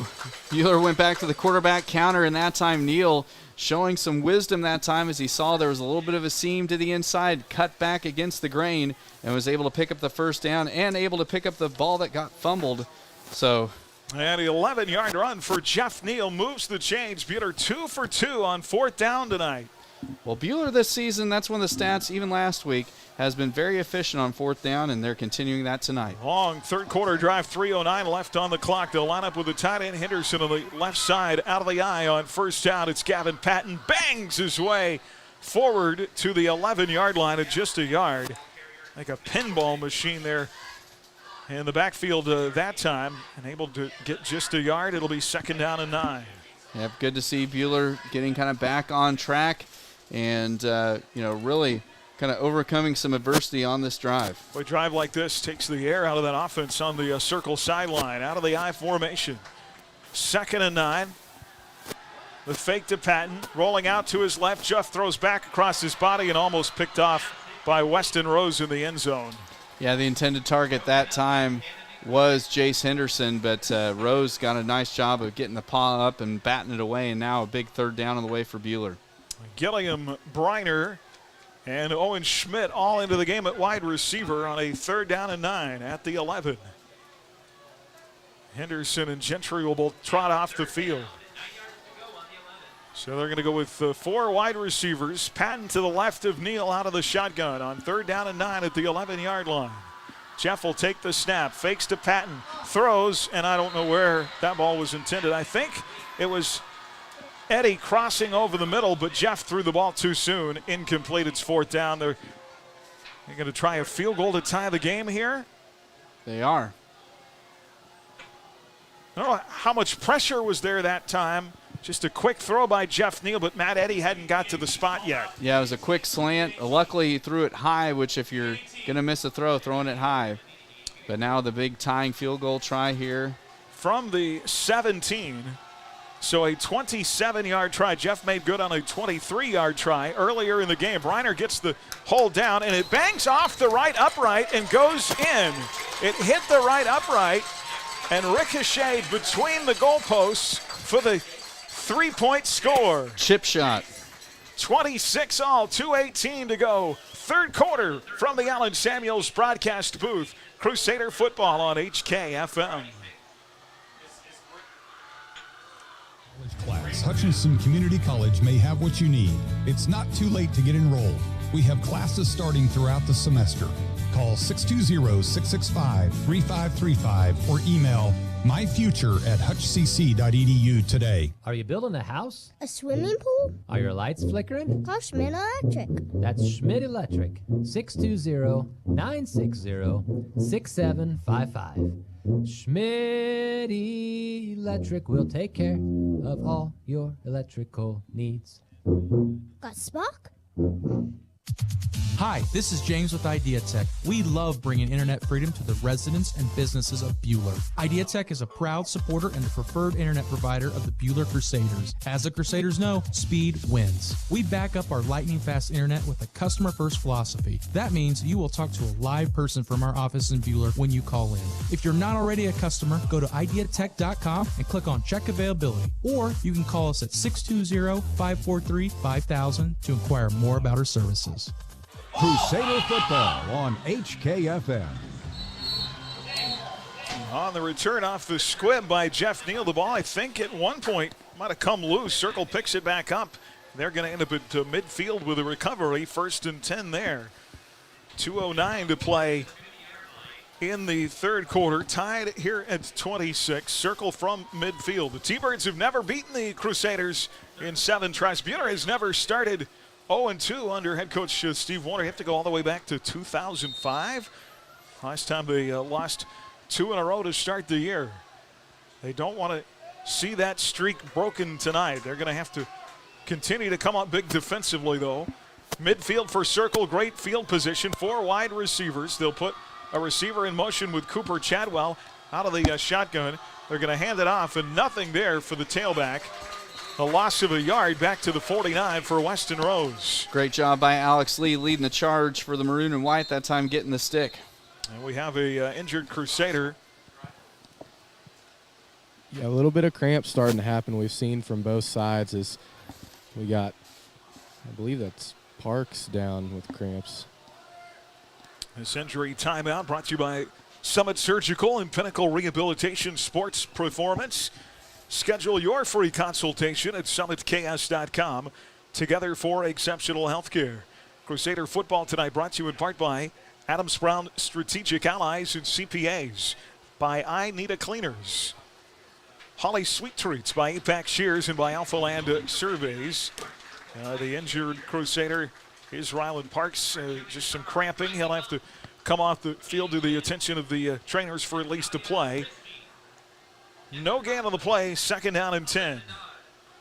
Other than that one big run by Chadwell on a broken play, Circle has had very little success running the football tonight. Yeah, everything that they've done has been through the air, and so if you're Buhler, you just got to continue bringing the heat from the D-line in the secondary. He's just got to try to play their man more than the ball. 2nd down and 10 from the 50. Senior quarterback Cooper Chadwell goes 5'11", 191. He's got 4 receivers out there. Snaps his hands together, takes the snap, throws over the middle. It's caught by Ty Smith. That'll be good for a 1st down. Forward progress to the 37-yard line. This is really quick throws by Chadwell, tough to defend. Yeah, Buehler's going straight man out there. It was a nice open field tackle made that time by Jeremy Gentry. Open field tackling is always something that's a little bit spooky and harder than people think, but a nice play made that time by Gentry. So 1st and 10 after the completion. It goes for 13 yards from the right hash mark, right to left. Chadwell out of the gun, Rose to his right. Pressure off the edges. Chadwell lets loose and throws it incomplete. In coverage over the middle of the field. Connor Chadwell was the nearest receiver at the 10. It'll be 2nd down and 10. Good pressure that time off the edges for the Crusaders. Well, you've talked about it, Aaron. One of the reasons that Chadwell's getting rid of the ball so quick is that Buhler has been getting a good pass rush. Pretty much just bringing the 4 D linemen and not having to involve the linebackers a whole lot. 2nd down and 10. Clock stopped, 1:27 to go in the 3rd. Evened up, Buhler a couple of field goals, 26 all here in this 2nd half. 6 on the play clock here as Chadwell snaps the ball. Fakes to Rose. Chadwell on a keeper is free up the middle. And 1 man to beat to the 10. 5, touchdown T-Birds. Late flag comes out after the score. We'll see who that's on. But I wonder if it's on him holding the ball out like he did. Yeah, if he did, then that'd be a taunting penalty, which Buhler could choose to. And with Circle having trouble kicking it, Buhler could force them to assess this on the 2-point try, which I think would probably be the smart play. Chadwell, as he got to the 5, holding the ball way out in front of him, which at the high school level, any kind of taunting or celebration at all is a big no-no. Circle fans don't like it.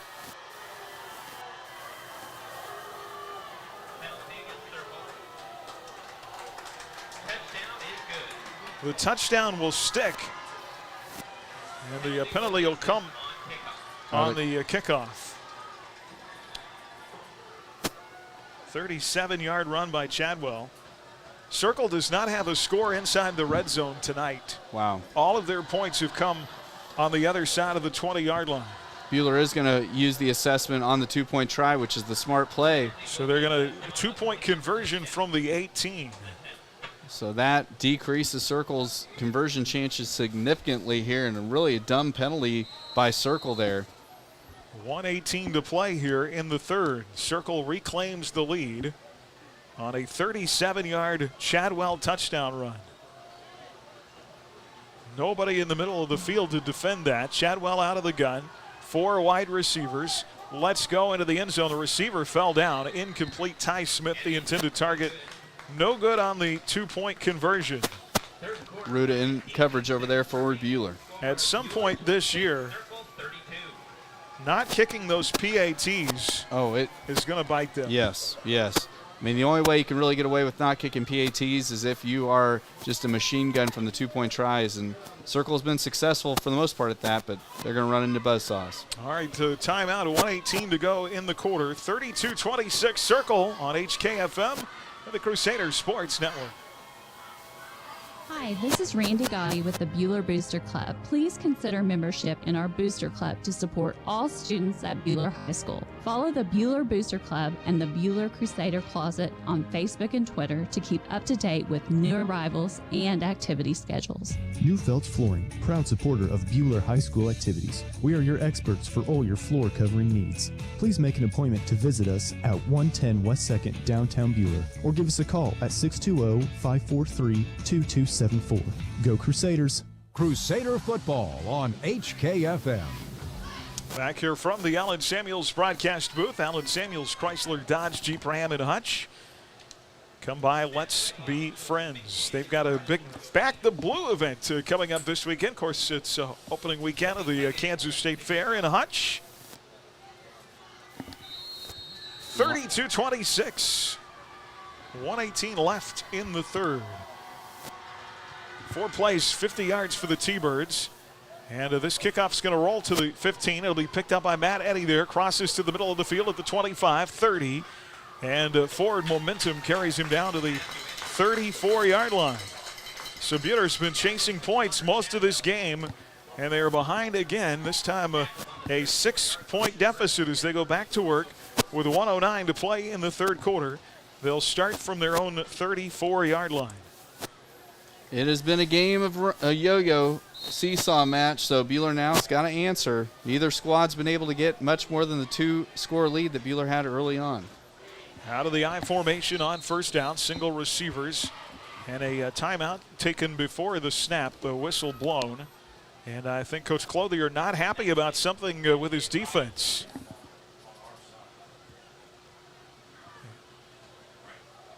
Chewing on one of the officials who has just pointed to the head coach and warned him back to the sideline.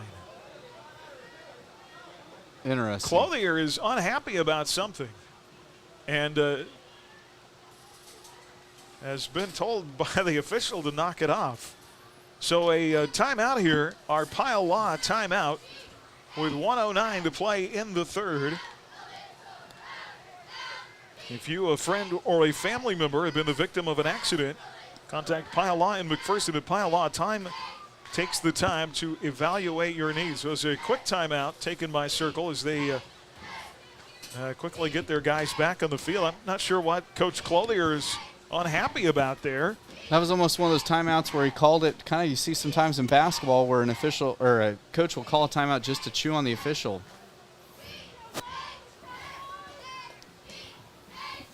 Buhler will have 1:09 on this third quarter clock as they come to the line of scrimmage. Tied the game at 26 in their first series on a 27-yard Jeff Neal field goal. 32-26 here. Jeff to throw from under center, looking for Eddy, and Eddy in traffic, incomplete. Might have got bumped a little bit there by the defensive back that held him up. It'll be second down. Yeah, Ty Smith and Dylan Foes, the two defenders there, Pop and Eddy, right as the ball arrives. Yeah, and have stoppage here for Jace Henderson is on the ground. Immediately grabbed his knee as Doc heads to look out and check on him. There's Dylan Foes, the defensive back, on Eddy. And another Summit injury timeout. Jace Henderson down. 2nd and 10 coming up. Will step aside. This is Crusader football from the Allen Samuels broadcast booth on HKFM. A few scores starting to come in 8-man football tonight. Little River winning over Rural Vista 57-6. It was South Sumner over Norwood 64-6. Circled up on Buhler third quarter 26-23. Trinity Catholic 35, Remington 8. Hillsboro 14, Nickerson nothing. Smoky Valley 36, Haven 13. Warned it up on Lions 19-0. Marion 24, Sterling 8. Maxville 22, Central Plains 6 at a halftime score. McPherson 28, Augusta 0. Inman 28, Sedgwick 16. Last score we had Hutcheye and Newton tied at 7. I'm Lucky Kid. Crusader football on HKFM. And thank you, Lucky Kid, for that Buhler Dental Care scoreboard update. 2nd down and 10 as we come back to action here late third quarter. Caught by Matt Eddy past the first down stick on a throw to the right side, out of bounds at the 45-yard line. It's a gain of 11. Jace Henderson was the injured Crusader on that play, the tight end. He's over here under his own power on the sideline and is coming back on the field after that first down catch. Good to see Henderson back out there, and a great throw that time by Neal to Eddy as he had a little out route just beyond the line to gain. 1st and 10 Crusaders from the 45-yard line of the right hash mark. Eddy in the slot, 2 receivers to the right side. They'll put Henderson far side as the tight end out of the eye. The pitch play to Patton. Patton with a left side run at the 45-50. Trying to get to the edge in T-Bird territory near the first down stick. And just past it, a gain of 11, goes out of bounds at the 44, and they can move the chains again. Great run that time by Patton. He ran through a couple tackles on his way out of bounds. You know, Buhler dominated the time of possession last week in the loss to Andover Central, doing the same here tonight. Methodically moving the football down the field. At some point, though, they need touchdowns and not field goals. 1:10, or make that 48 seconds to go now in the third. 1st and 10 from the 44 in T-Bird territory. An inside handoff to Patton. And Gavin Patton with forward progress up to the 39, so he picks up 5 more. And Buhler will have to, I think, run one more play. We'll see. The play clock and the game clock are almost identical. See if they do indeed have to run another play. They will. Out of the I formation. They'll pitch it to Patton on 2nd down and 8. And he gets forward progress to the 40. And that will bring the third quarter to a close. Buhler chasing 6, 32-26. 1 quarter left to go here in Towanda tonight. It'll be 3rd down when we come back from the Allen Samuels broadcast booth. This is Crusader football on HKFM. Football tonight. Little River winning over Rural Vista 57-6. It was South Sumner over Norwood 64-6. Circled up on Buhler third quarter 26-23. Trinity Catholic 35, Remington 8. Hillsborough 14, Nickerson 0. Smoky Valley 36, Haven 13. Warned it up on Lions 19-0. Marion 24, Sterling 8. Maxville 22, Central Plains 6 at a halftime score. McPherson 28, Augusta 0. Inman 28, Sedgwick 16. Last score we had Hutcheye and Newton tied at 7. I'm Lucky Kid. At Dick's Phillips 66, our family has kept motorists on the road for nearly 60 years. Hi, this is Janet Dick, inviting you to stop by our locally owned station at 1215 East 4th in Hutch. Dick's offers top-tier gasoline, grab-and-go food options, and friendly service. Wherever you're headed, every journey begins with a stop at Dick's Phillips 66, 4th and Stevens in Hutch. Crusader football on HKFM. And score updates tonight in our Buhler Dental Care scoreboard. Buhler Dental, from regular teeth clinics to advanced periodontal work, your hometown dentist, providing healthy smiles with a gentle touch. Crusader football brought to you in part by Allstate agent Andrew Parr, by Midwest Iron and Metal, Bedrock Auto Center, by the Medicine Shop, and by Edgar Family Dental. Big 3rd down and 6 coming up from the 40-yard line. Buhler down 32-26 to start the 4th. And Jeff Neal throws, looking for his tailback, Gavin Patton, out of the backfield. The ball a little bit behind Patton. He couldn't find it, incomplete, and it's 4th down. It looks like the punting team will come on. Yeah, again, just got turned around there and didn't see the ball coming until it was too late, and so the Crusaders will have to punt away. Right now, with circle up a score, this puts a lot of pressure on that defense. Yeah, the dynamics have changed significantly here. Buhler's got to try to get to the stop. You can't let him go up to 2 scores because that might be too tall of a mountain to overcome this evening. Jeff will punt it away from midfield, and it is going to bounce near the T-Bird 10. And rolled dead at the 9-yard line.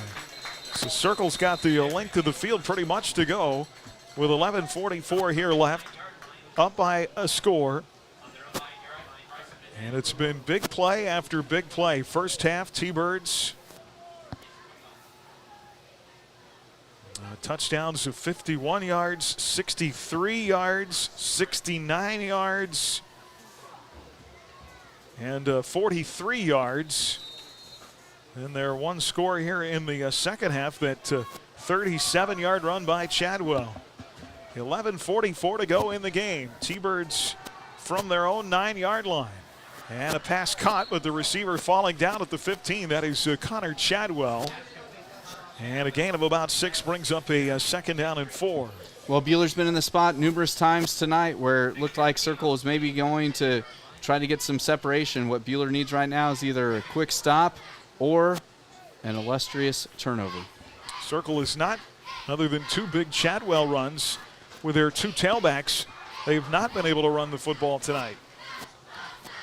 Chadwell has almost all of the offense running the football. Second down and 4. He's out of the gun.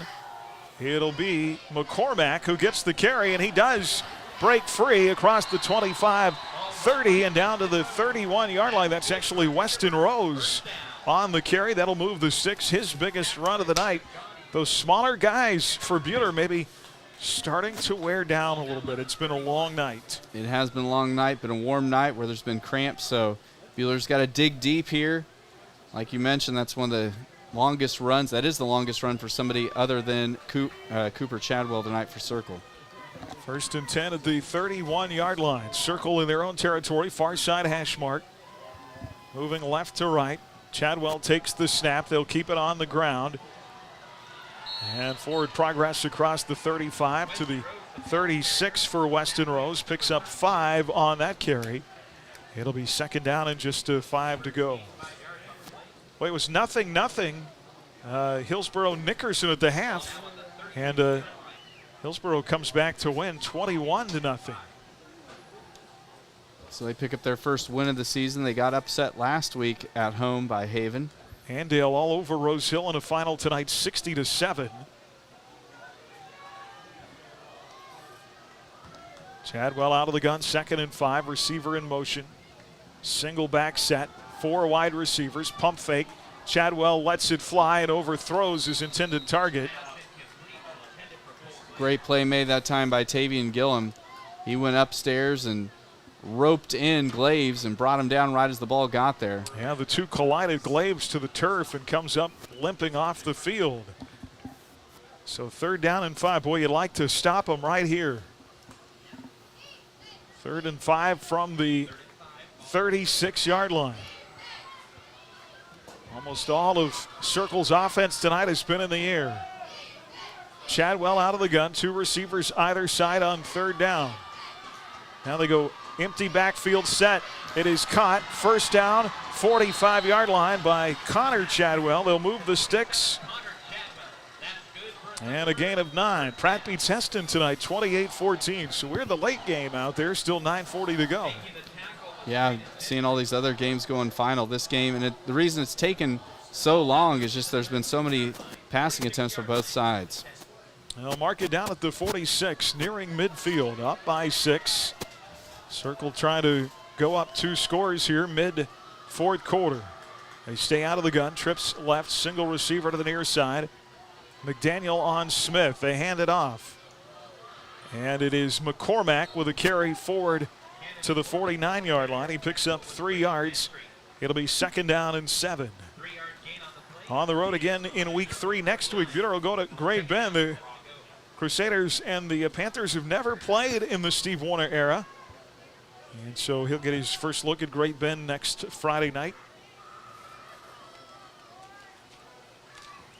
Next home game will come on September the 23rd against the Winfield Vikings. 2nd and 7. Out of the shotgun. Chadwell to throw. Pressure off the edges. A flag down. Smith tries to haul it in at the 30 and cannot. The flags came in the middle of the field, 3 of them. And the pass incomplete. Well, you're hoping that's not a defensive penalty, aren't you? Yeah. You take the penalty here and give them an extra down? Yeah, you push them back. I mean, especially with where it's at, it's not going to be a 5-yard variety. It's going to be 10 or more. So let's see the officials as they pick them up. We'll wait for the official signal. Holding is the call on the T-Birds. From the spot of the foul that pushes them back to the 36. So it's a loss of 13. What we can't do here, Aaron, is let him out of jail. They shot themselves in the foot. We got to make him pay and get the ball back here and try to take the lead. Second down and 20, an empty backfield set with 5 wide receivers. Chadwell with pressure, throws. It is loose. Was it caught? They say no. Connor Chadwell had the ball for a minute, but apparently not long enough to rule it a catch. It was popped loose, and they'll call it incomplete. Well, it's funny, Connor Chadwell was signaling to the officials that he was down, which if he caught it, that would have been a fumble, but they needed it to be an incompletion to begin with. But, yeah, now huge third down on the way. Let's see if the Black Knight defense can pull up the stop here, get the ball back, get this thing going in the right direction. Third down at 20 from the 36-yard line. The right hash mark. Connor Chadwell out of the gun. McCormack to his left. 3 receivers left. Time to throw. Heaves it down the field. Smith with a catch. Spinning to the 20. Still on his feet. 15-10. Touchdown. Every time they've needed a big play tonight. There is a flag down back at the 46-yard line, so maybe, just maybe, there's a block in the back. Let's see. That would bring it back. Yeah, still might be enough for the first down. The White Hat is looking over here to talk about the flag and talk to Coach Warner maybe what they want to happen. If it is on circle, the touchdown comes back, but it still may be a first down. They're moving the chains. Let's see what the call is. Looks like it is against the T-Birds. It may not. I don't know. It just depends on what it is here. T-Birds are lobbying now. The White Hat is over talking to Circle's coach.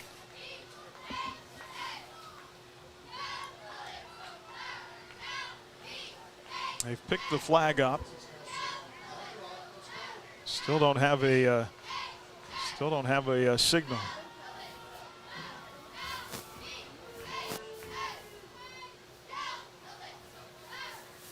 It's going to be taunting. So they're going to let the touchdown stand. It is against Circle. The Circle fans are furious. But does the score stand? Now, the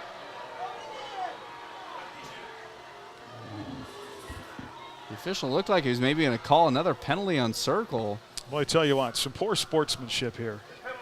And that's unfortunate. Let's see if they're going to put the penalty try. It is 38-26, so it looks like the touchdown will stand.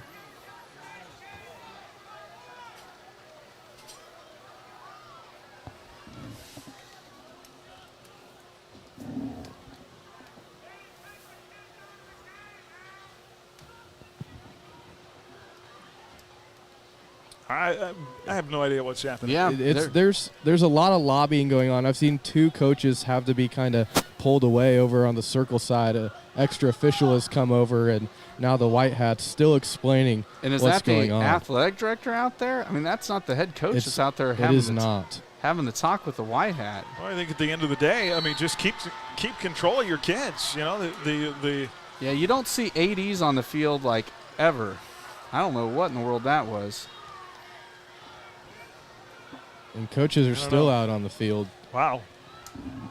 8:12 on the fourth quarter clock. As far as we know, the touchdown stands. 38-26. It's a 12-point score. And now they'll go for the 2-point conversion. It sounds like this time the penalty is going to be assessed on the kickoff.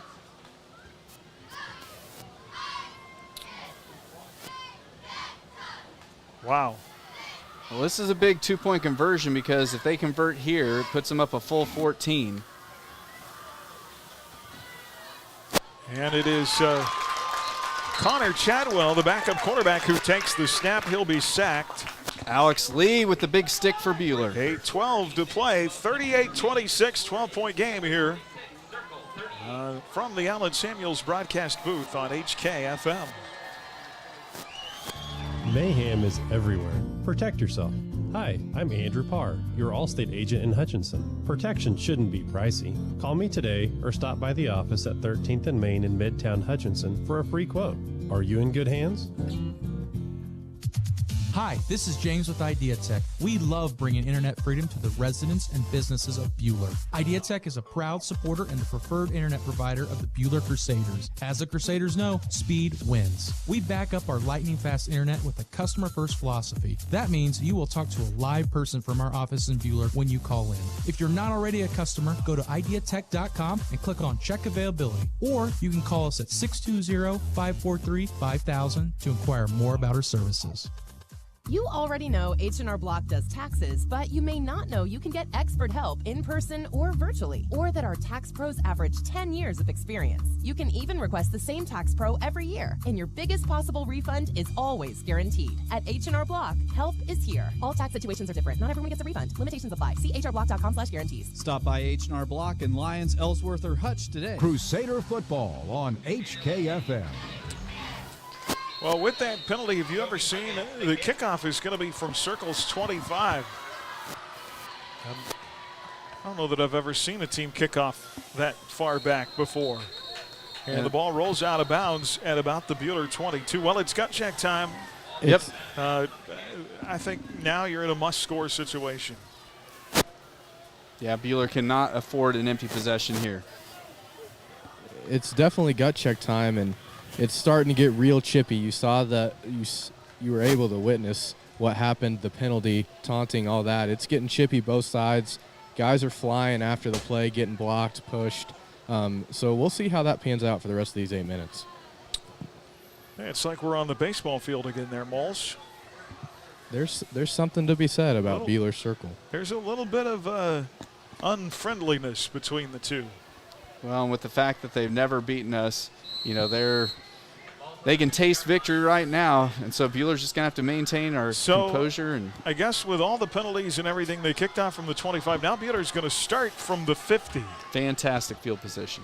Trips left on first down. Jeff out of the shotgun. Wants to throw, incomplete, and the receiver never saw the ball. Intended for Austin Rogers, thrown to his back at the 40, incomplete, second down and 10. Well, and Carson got an update maybe down there injury-wise? Yeah, I'm not so sure about injury. Maybe a possible ejection. They weren't really announced. But 21, Cooper Chadwell was not the quarterback for the extra point attempt, and there was nothing visibly wrong with him. So we'll see if he appears in the rest of the game. Second down and 10 at the 50. Jeff out of the gun, play action, fakes to his tailback, wants to throw, directing traffic, looking for Rogers, popped up in the field, a flag comes down. Matt Eddy comes up with the ball after it was knocked in the air. And that may be a defensive interference on Circle, although Glaves is lobbying the officials after the flag was thrown. He was the defensive back on the play on Austin Rogers.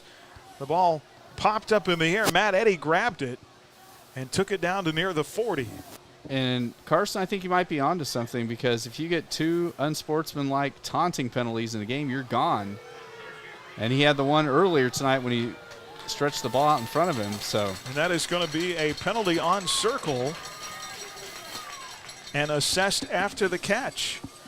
Yeah, so you look at Cooper Chadwell being gone. That explains a lot of what we saw of the extracurriculars on the field after that happened. Down to the 35, so it ends up being a 15-yard play with the penalty yardage added on. Shotgun trips right. Jeff out of the shotgun, takes the snap, hands off Gavin. Patton drags a tackler with him forward. Just effort by Gavin. Forward progress of 5 yards to the 30. He took a T-bird with him for about 5 yards on that play. Well, Patton is going to fight, scratch, and claw for every inch that he can get. Good hard run that time by Gavin. Clock running. It's going to be under 7.5 when the Crusaders snap it here. 1st and 10 at the, check that, it's 2nd and 5 now at the 30. 7:25 to go in the game. Jeffrey out of the shotgun again. Wants to throw. Has a man. It's Eddie. Complete right near the first down stick. We'll see what the spot is. Move them chains. Move the chains at the 25-yard line. It'll be 1st and 10. They'll stop the clock to set the chains. Well, the nice thing is Buhler's not taking any time getting in and out of the huddle. That's good to see that we're trying to conserve the clock. They have all 3 timeouts left, I believe. 1st and 10 at the 25. Out of the gun. Patton to Jeff's right. Trips right. Jeffrey to throw. Looking on a crossing pattern. That's it. Boy. Safety crossing, or is it a linebacker crossing and throwing that to throw? That was dangerous, but incomplete. Yeah, Austin Rogers was one of the slot backs that was the intended target that time, but good coverage made by Nick Allis there. That'll make it 2nd down and 10. Incompletion stops the clock. 7 minutes to play in the game. Buhler trailing by 12, 38-26. Trips right.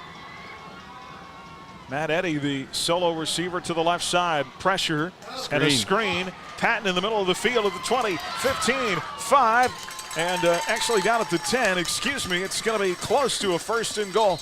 Mark him down at the 11, so they can get a 1st down without the touchdown. 1st and 10 at the 11-yard line. And great play call. Jeffrey Neal will have to come out here. The official blew a stoppage. Well, he got lit up after the screen pass. So Brendan Skripsik will come in. Helmet come off there. Jeffrey's been taking a couple of pretty big licks tonight.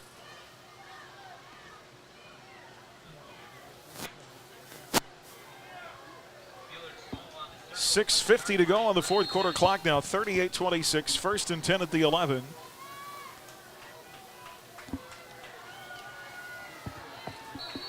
And the quarterback now is Brendan Skripsik,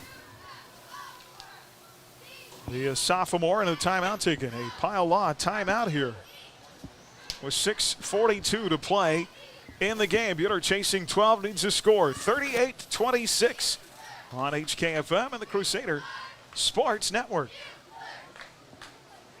Advanced Physical Therapy of Sterling offers the most comprehensive physical therapy in the area. Our therapists at Advanced Physical Therapy are trained in multiple specialties such as dry needling, sports injuries, orthopedics, and neurological rehab. If getting in to see your physician is difficult, Advanced Physical Therapy may be able to see you without referral. To improve our services, we pride ourselves in one-on-one, goal-oriented therapy to help reduce your pain and get back to doing the things you love. Call Advanced Physical Therapy or visit our website at aptclinics.com and see how we can help you live at your physical best. As your community bank, Prairie Bank of Kansas is always looking for ways to make banking more convenient, like e-statements. Eliminate the need to file your monthly statements. Now you can be notified the moment your statement is available and easily access it online. Sign up for e-statements online at prairiebankks.com or visit one of our locations in Stafford, Buhler, Inman, or Hutchinson. Prairie Bank of Kansas. How banking should be. Crusader football on HKFM. Skripsik, actually it's a direct snap to Matt Eddy out of the timeout. Touchdown, Crusaders! Speedy with a left side run for 6. Anytime is any time. They, with Neal being banged up or having to come out for a play, they put Eddie in the Wildcat, and he keeps it on the option keeper for 6, and just like that, Buhler is right back in this thing, trailing by 6. 6:35 to play now in the 4th. Matt Eddy with an 11-yard touchdown run. Jeff Neal on for a very important extra point here from the 10. That could get him within 5, and it is up and good. So 6:35 left. Buhler within a score, 38-33. They need a stop and the ball back. Crusader football tonight brought to you in part by H&R Block, by Ray & Sons Roofing, by the Sheila Metzger Agency, by Advanced Physical Therapy, and by Hutch Rec. As we take a quick peek coming up here at our Buhler Dental Care scoreboard, scores, highlights, and more coming up in our post-game tonight. We'll name our player of the game. And still life. Yes, just like that. Here's the thing. You see this sometimes happen in sports. When Circle scored that last touchdown, they were acting like they won the national championship and the game was over. And Buhler coming back and marching down the field and scoring. Hopefully the doubt that has filled Circle's heads for many years will come creeping in, and Black Knights can get a stop here and get the ball back and put this thing away. Inman beats Sedgwick tonight 42-24. Mays over Andover Central 42-14. Junction over Dodge 42-21. Hillsboro 21, Nickerson nothing. Chanute ranked in 4A beats Pittsburgh tonight 28-13. Jeff will squib it. It is going to be taken at the 25, returned far side, out of bounds on the Circle sideline, and perhaps the return man having some help out of bounds, and now the Circle fans are a little hot on the far side. Well, Mitchell McDaniel was smart to get the heck out of Dodge there. Don't think anything malice was meant that time by McDaniel. He just bumped the return man who was going out of bounds, but Circle extra sensitive after all the personal fouls they've gotten this evening. They'll have it from their own 32. And Cooper Chadwell is indeed done. Connor Chadwell is the quarterback. He threw the touchdown pass right there before the end of the first half. Buhler needs a huge stop. 6:31 to play. Still plenty of time in this game, and want to get the ball back. They'll go empty back. No, they do have Rose behind Chadwell in the shotgun. Two receivers either side. Fumbled snap. The ball is loose. Weston Rose is going to be tackled back at the 9-yard line. The tailback had to go retrieve the fumbled snap and taken down at the 9. Matthew Eddy with the quarterback sack that time. Rose actually getting tackled, but bad snap. And now things go from bad to worse for Circle just like that. And Buhler is one stop and score or one turnover away from retaking the lead. 2nd and 30. I love the sound of that, Aaron. Actually mark it down at the 12. Connor Chadwell out of the gun. Weston Rose to his right. 3 receivers right. Chadwell rolling left. Wants to throw middle of the field. It is broken up, incomplete. Intended for Cole Glaves near the 15. Nice play made defensively that time by Tavian Gillum. And so now clock stops on the incompletion. Let's see if Buhler can force a 3 and out here. 3rd down and 30. Do not let them out of jail. This is the prime scenario for them to run a screen pass, maybe go into the bag of tricks. Well, this right at this moment, it's the play of the game, isn't it? Yes. You cannot let him out of jail here. Yeah, Crusaders move Matthew Eddy back near the initial first down marker, just about 10 yards left. First down stick is the 42. They're going to run it. And stopped at the 10. They're going to have to punt here. Buhler is going to get the ball back with 5:29 to go in the game. No gain. So Coach Clothier there being very conservative, maybe just trying to avoid some kind of disaster from happening. Yes, with them having that bad snap on first down, Buhler couldn't have scripted it any better than that. And now it's awesome. Our return guys are set up on our side of the field. So worst case scenario, Buhler's going to get the ball on our side of the field with all 3 timeouts remaining, trailing by 5. Eddy and McDaniel are standing at the Circle 45-yard line. Punt from the end zone. This is a different punter, too. It'll bounce at the 33 and roll out of bounds at the 39. Remember, Cooper Chadwell is also the punter. Yes, huge loss when Chadwell ejected himself. Now there is a flag down clear back at the 8-yard line. Let's see what this is. And James Wellner has to come in and punt. He punts it straight up in the air. It bounces, rolls out of bounds. And there is a flag down back at the 8-yard line. And Buhler might make him re-kick it with your punter punting a new punter out of the end zone. There's a lot of things that can go wrong if Buhler makes him kick again. it's going to be legal substitution, so looks like they're going to take the ball. So Circle having to punt it away, still for the moment up 38-33.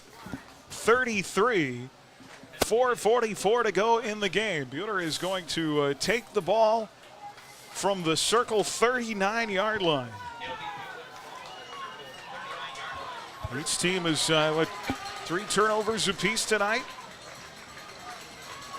Here we go.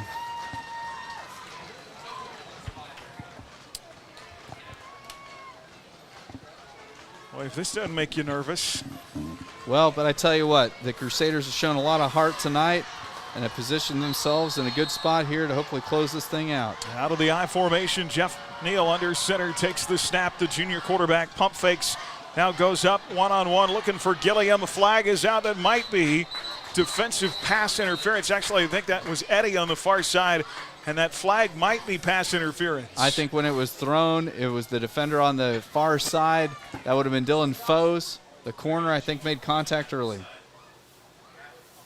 Which in high school, it's not a spot foul. It's just a 15-yard penalty, but still, that's 15 yards closer to Pater. We went back to that in the first half when we got burned for a touchdown at the end of the first half. Sometimes in order to give up a touchdown, hey, don't get burned. Yes, yes. That moves the ball to the 29. First and 10. Must have called defensive holding that time. 4:37 left. Jeff out of the shotgun. Gavin to his left, trips right. And Patton will take the handoff. Forward progress across the 25 to the 24. You know what I like in this situation with the field position? You got 4:25.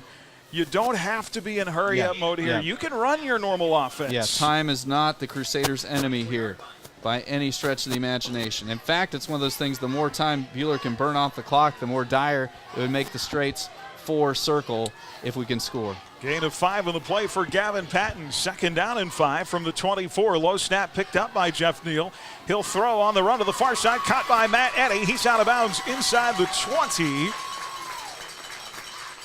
And out of bounds near the 18-yard line. That'll set up a 1st and 10. Stops the clock as he went out of bounds with 3:58 to play. Eddie on the out route. Great thrown ball that time by Neal. He had to scoop the low snap off the turf. Able to scoop it, make the nice pass, and now Buhler inside the red zone. 1st and 10 from the 18. Far side hash mark, right to left here. Jeff out of the shotgun with Gavin Patton, his tailback to his left, trips left. One receiver to the right side. They snap with 4 on the clock. Screen. Looking for the screen play, and it is broken up by Circle. That time they read it. Gavin Patton had a big gain on the screen play earlier tonight. That one backs him up to the 21. It ends up being a loss of 3. And there was one linebacker over there that did not get blocked, and he's the one that made the tackle. Everything set up perfectly except for that one guy getting free. They always say on a screen, don't run by somebody to get to somebody, and unfortunately that's what Buhler did. Second down and 13 from the 21. They stay in the gun with trips right. Jeff with 12 on the clock takes the snap. They screen it again. Gavin Patton drops the football. Jeff got hit hard to the turf, and a big 3rd down and 13 coming up. And they went with a swing pass that time to Gavin Patton on the near side, and Neal was getting some serious heat coming off the edge and got popped good, and Patton just couldn't make the catch. Well, Buhler, without a doubt, is in 4-down territory. They have 2 downs here to get 13 yards. Field goal does you no good at this point. Yeah, the clock stopped on the incompletion, though, thankfully for Buhler. 3rd and 13 at the 21, 3:17 to go. 4 wide receiver look, trips right. Single receiver to the near side. And Jeff will take the snap, throws over the middle. It is picked off. Intercepted at the 2-yard line. Intended for Matthew Eddy over the middle, and that might do it. Yeah, it was a post route over the middle for Eddy.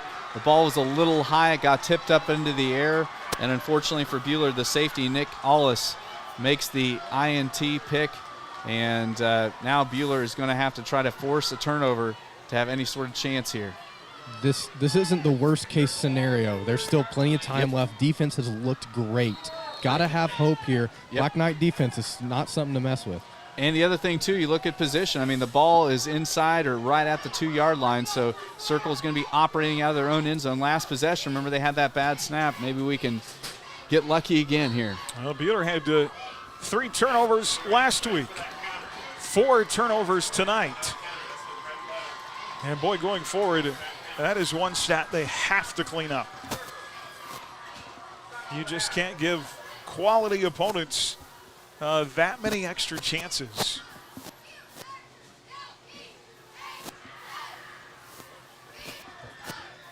You think about that, driving, and then one missed blocking assignment on that screenplay.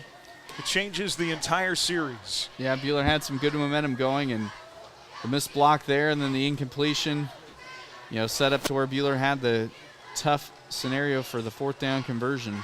But, yeah, like I said, this game has been a crazy game where turnovers have loomed large. Maybe, just maybe, Circle can turn it over here in the shadow of their own end zone. 1st and 10, Circle from their own 3-yard line. In their starting quarterback ejected from the game. 2 taunting penalties on 2 separate scores. Cooper Chadwell out, Connor Chadwell in. He is out of the shotgun.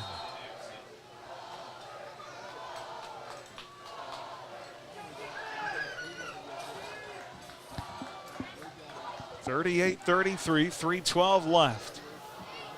Chadwell will snap it from his own end zone, hand off to his tailback, who is tackled near the goal line.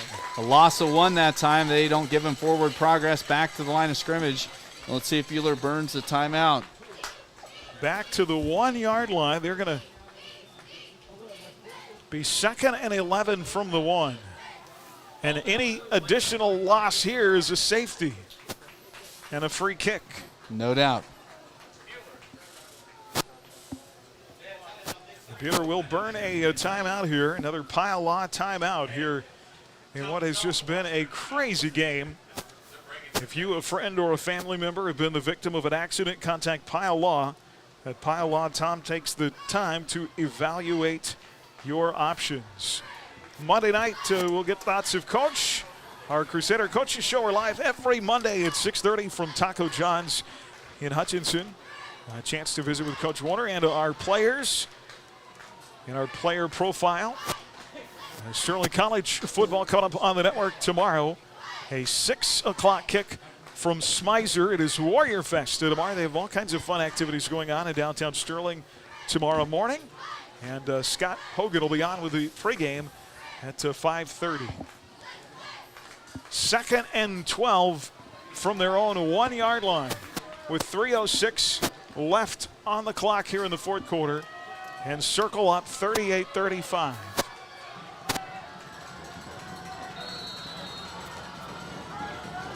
Chadwell will snap it with Rose behind him. And somebody just jumped.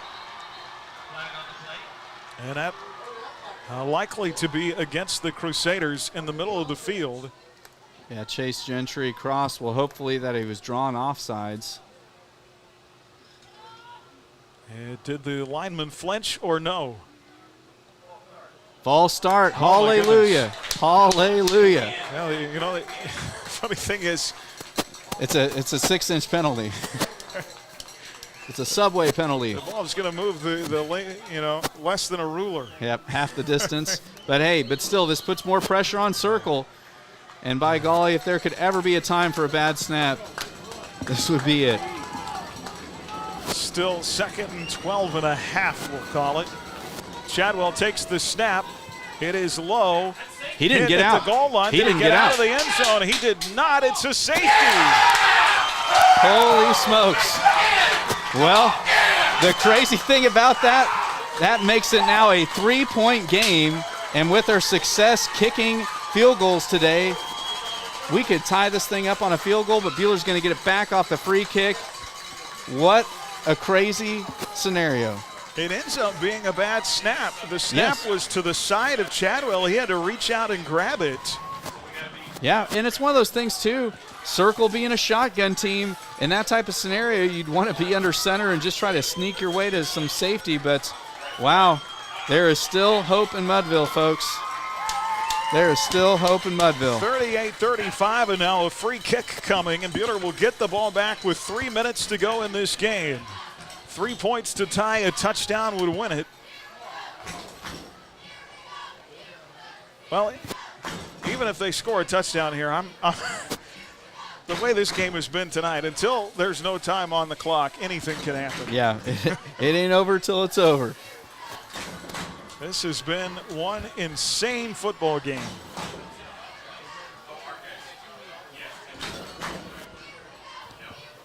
Well, and the beautiful thing for Buhler, with circles, all of their troubles over the years against Buhler, they've got to be feeling more pressure right now than Buhler.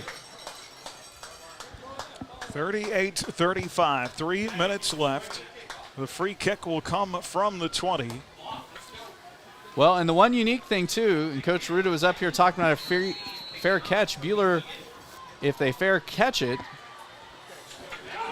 And the come on, Eddie. Kick taken by Matt Eddy, returned to near midfield. Easily the biggest kicker in the league, Kobe Huggins. 6'6", 260. The only guy bigger, remember back in the day when Winfield had that monster? It was Mulvane. Or Mulvane, yeah, had the monster. So at the 48 is where it's returned to. Buhler has 2:53. And 2 timeouts remaining. 1st and 10 from their own 48. 3 to tie. Touchdown puts them in front. 1st and 10. Jeff out of the gun. Trips left. Single receiver to the right side. They'll snap it with 2:53 left in the game. One-on-one against Gilliam. And it is incomplete. Got tangled up with the defender back. I really like what Gilliam did that time, though. I will, even though he didn't make the catch, when he saw he wasn't going to catch it, he made sure the defensive back wasn't going to get it either. Yeah, he was a lot more aggressive trying to make a play that time than earlier in the game. So good to see Tavian improving as this game continues. Well, your mind has automatically got to flip as a receiver. You know I'm not catching the ball. You got to make sure the other guy doesn't either. Yep, you got to get aggressive out there. 2nd down and 10 at the 48. Still trips left. That ball incomplete. 2:46 to go. Jeff wants to throw. Has Eddy out of bounds and a 1st down at the circle 40-yard line. Well thrown ball by Neal that time, and Eddy with a great tightrope catch and falling out of bounds to preserve time. Well, take Matt Eddy in space all day, every day. Well, and they have to play Eddy off so far because they're worried about him breaking it long that those underneath routes are going to be good. Now they're going to jam him at the line of scrimmage. Gain of 12 on the play. 1st and 10 from the circle 40. Jeff, pressure throws. Eddy incomplete, out of bounds. That'll stop the clock with 2:38 left. And they brought the house that time. Neal had defenders coming right at him. Was able to get it out, and luckily it goes out of bounds, incomplete, stops clock, preserves possession. 2nd down and 10 from the 40, 2:38 left. Circle 38, Buhler 35. Buhler led early in this game, 13-0. Off to a great start. They had a dismal second quarter. 2nd and 10 here. There's the snap, pressure again. Screen to Patton at the 40, 35, 30, and down to the 15. They're going to mark him down at the, down at the 27. It will move the sticks. The screen pass goes for a 1st down. Down to the 27. That time the linebackers got blocked. We learned from the previous experience.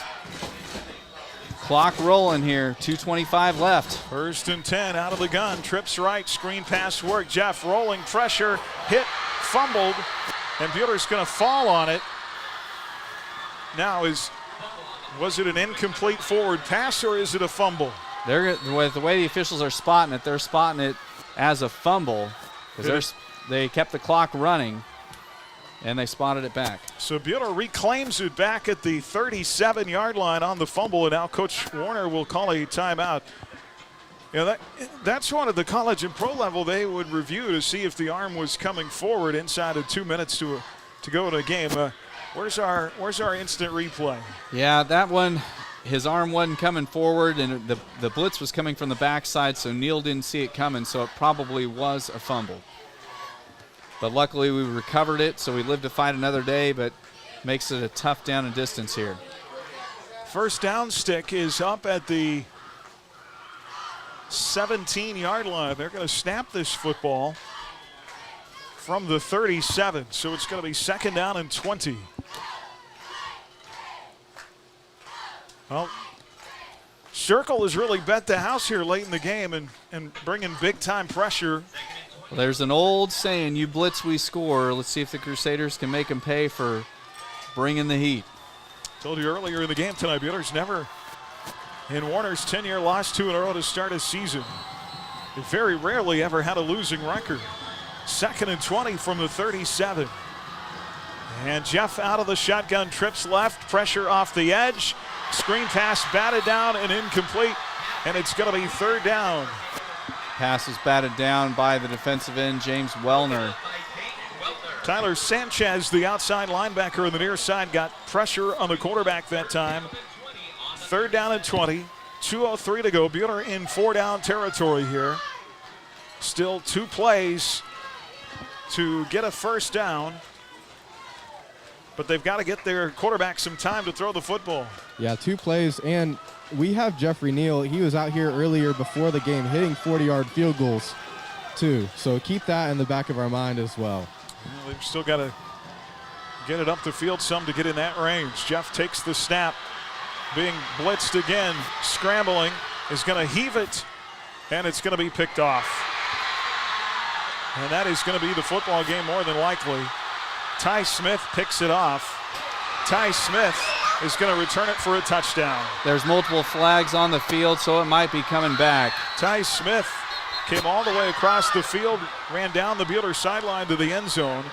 There are multiple flag penalties, and could a 5th Buehler turnover, a 4th INT tonight, be the final nail in the coffin? Well, where the flags are at, it's going to still be a turnover because they were thrown after the pick was made. And that is likely going to do it.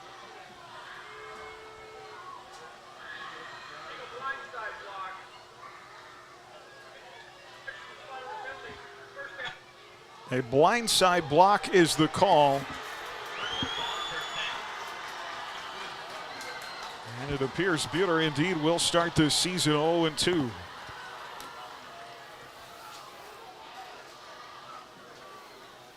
Wow. Well, it'll be interesting to see if Circle, they could go to the victory formation, so maybe we could catch a break where they try to actually put the ball in play and somehow we force a turnover, but they go into the take an E spot. We've only got 2 timeouts left. 1:42 left, 1st and 10. Circle will have it from their own 27 after the INT.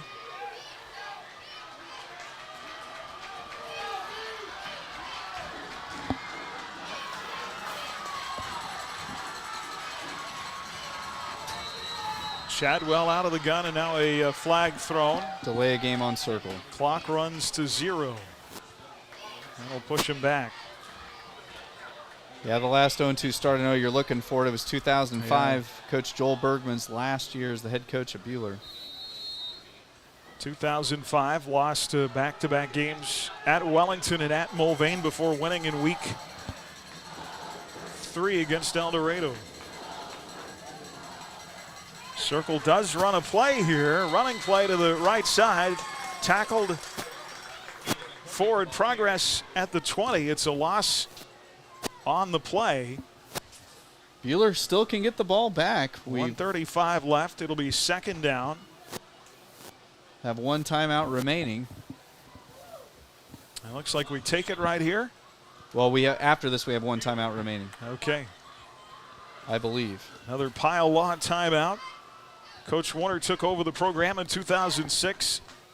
Now, he did start off that season at 1-3, so he had a losing record there early in that year.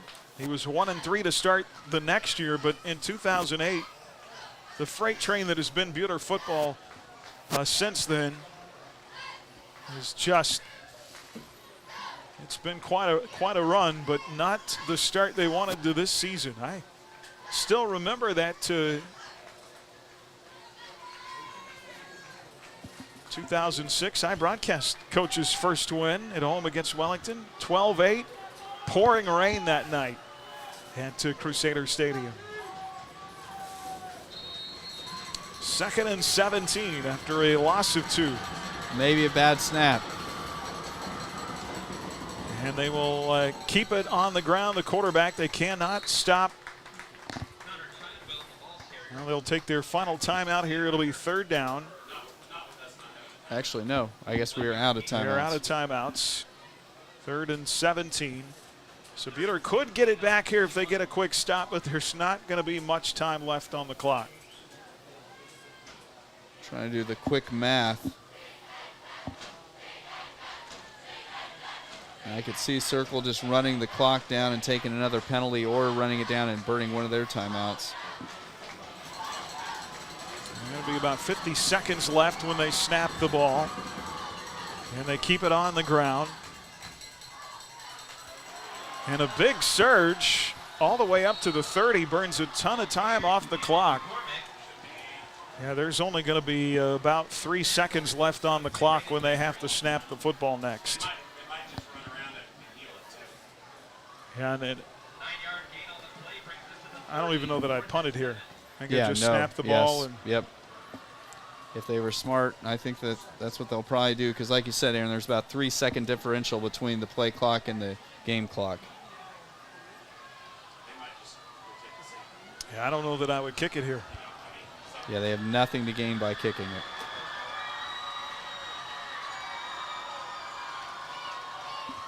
They're going to throw a pass. Incomplete. And the clock does stop with 0.8 of a second left. So we'll get one final crack at the end zone. Buhler is going to have one play here. I don't understand, if you're the quarterback, why don't you just run the ball around in a circle and run the timeout? And isn't it a first down from where he threw it? Yes. Well, it's first down from the original line of scrimmage. From the line of scrimmage. Okay. But yeah, no, he could have literally taken the snap and ran around in the back. Yeah, I don't understand that at all. Why would you give your opponent a snap? Yeah, there's a clock management book I absolutely love, and that's what they talk about, just running around. They're going to go for a field goal here. All right. This kick from the 37, 47 yards for Jeff Neal. His long as 44 last year. Snap is down. The kick is long enough. It is no good. Jeff had the distance, missed wide right, and the streak is over. Circle had lost 7 in a row in this series, but a sea of turnovers tonight on the Crusaders, just too much to overcome. And Circle wins it 38-35. Circle 2-0, 1-0 in the league. Buhler starts the year at 0-2 and 0-1. And they'll try to get that first win next week at Great Bend. 38-35 the final. And our Crusader Locker Room show when we come back on HKFM. Coverage of Crusader football continues next with the Crusader Locker Room Show. On the way, Aaron and Chris recap tonight's game, and we'll hear the post-game thoughts of head coach Steve Warner. Your home for the Buhler Crusaders is 95.9 HKFM. Are you building a house? A swimming pool? Are your lights flickering? Call Schmidt Electric. That's Schmidt Electric. 620-960-6755. Schmidt Electric will take care of all your electrical needs. Got Spock? Hi, this is Jen Stallman with the Buhler Booster Club. Booster Club supports all student activities and athletics. Please consider membership in our Booster Club to help support all students at Buhler High School. Follow the Buhler Booster Club and the Buhler Crusader Closet on Facebook and Twitter to keep up to date. Thanks for the continued support of our generous donors. Much like going to the doctor for a physical, we can perform a physical on your vehicle. Hi, this is Steve. Welcome to the full service experience of Red Rock Auto Center. Allow us to do a complete physical on your vehicle to ensure its complete dependability. Whether preparing for holiday travel, batteries, or brakes, we are your locally owned, family owned, full service repair facility. Visit us today in South Hutchinson or go to redrockautocenter.com. Red Rock Auto Center. We're here when you need us. From the minute you walk into Dr. Ediger's office, it's very cozy and warm. The gals that work there are just super sweet and super kind and really make an effort to get to know you and ask about you and your family. So they've definitely built relationships with their customers at Dr. Ediger's. Hi, this is Dr. Corey Ediger, inviting you and your family to call me at 663-9136. That's 663-9136. Or stop by my office on East 30th to make an appointment today at Ediger Family Dental. Where patients come first. Crusader football on HKFM. Well, hi, everybody. Welcome back. Our Crusader Locker Room Show. Our coverage tonight has been live from the Allen Samuels broadcast booth. Allen Samuels Chrysler Dodge Jeep Ram in Hutch. Come by. Let's be friends. This is unfamiliar territory for all of us, and I know it hurts even more for the kids. Some things to figure out after a week 2 loss at Circle. This Circle program that's been on the rise, they think they're going places this year now. It's early at this point. I think Mac is probably the class of the league. But these guys, Ty Smith on the outside makes them a dangerous team. Yeah, it's a dangerous team, and to be real honest, this is a team that came out like a new team. They have a fairly new head coach. He's reignited the passion here. I have not seen this many people at a Circle football game in a long time. Their town has rallied around them, and last year they thought they were building, like you said earlier, they had the best team they ever have. This year they might not have the athlete at quarterback that Luke McGinnis was, but they're talented everywhere. They have the speed on the outside. And they showed up with a different energy than I've ever really seen. They pushed that line really well, I thought, and they knew where to go, and they did all the little things right, and the big plays came when when we made the mistakes. Well, Buhler had every chance to get back in this game, to get control of this game, and you could pick apart the whole game. Talked about the touchdowns from Circle tonight. Just looking back,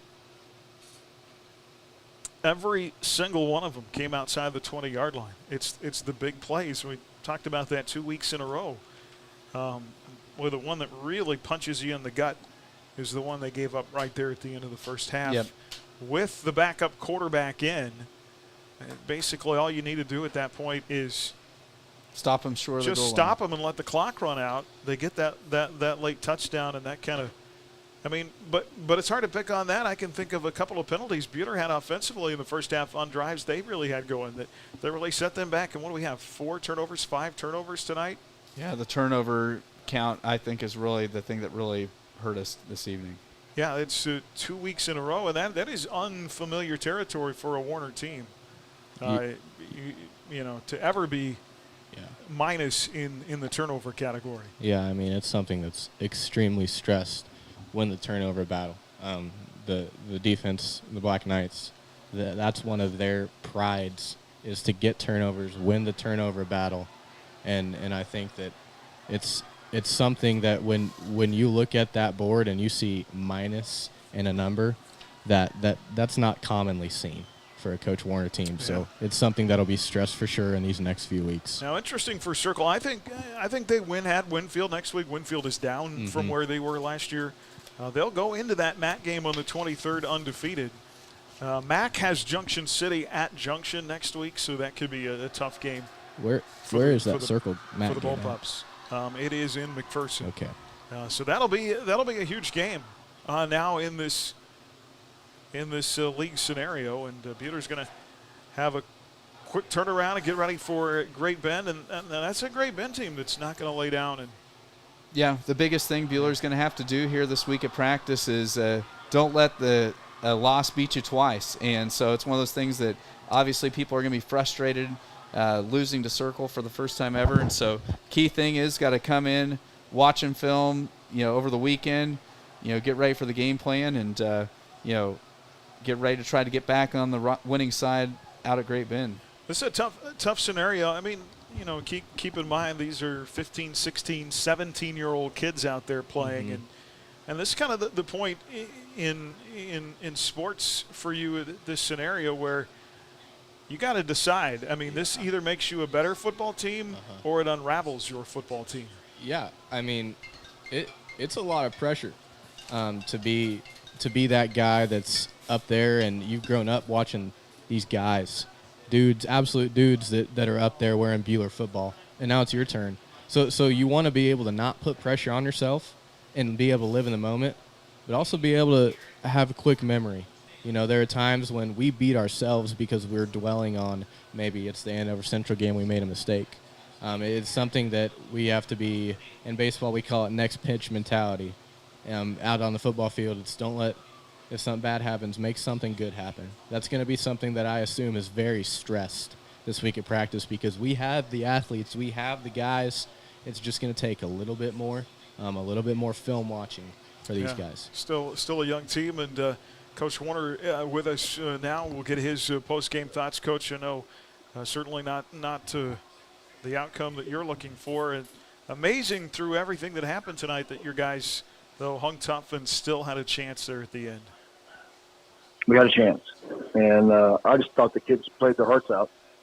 Yes, we made mistakes. Yes, things happened, but the effort was there. It's hot, and they didn't slow down one bit. It just fighting, clawing, scrapping, trying to do everything they can to get a victory.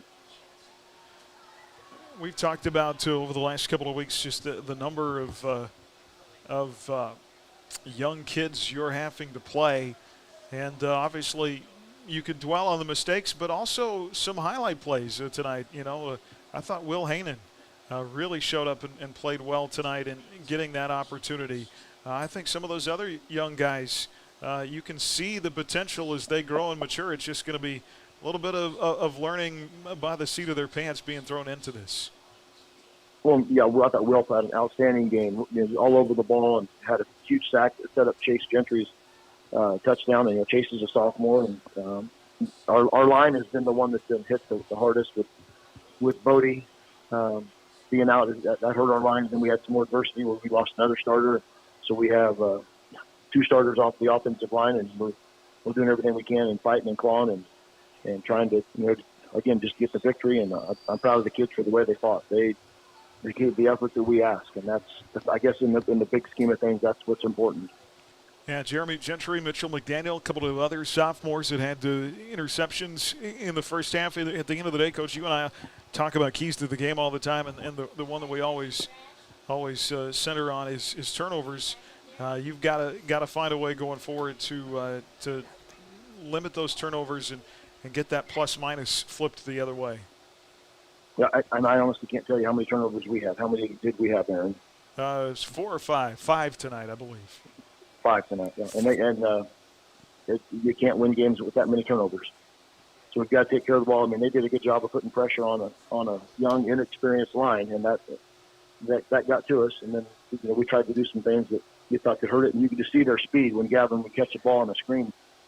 They closed on him very fast, so that's a sign of speed. If he broke one on a running play, they closed fast, and they have a lot of speed, and we saw it on film. We knew that they were a talented team, and again, I have to say it for the third time that our kids just fought as hard as they could.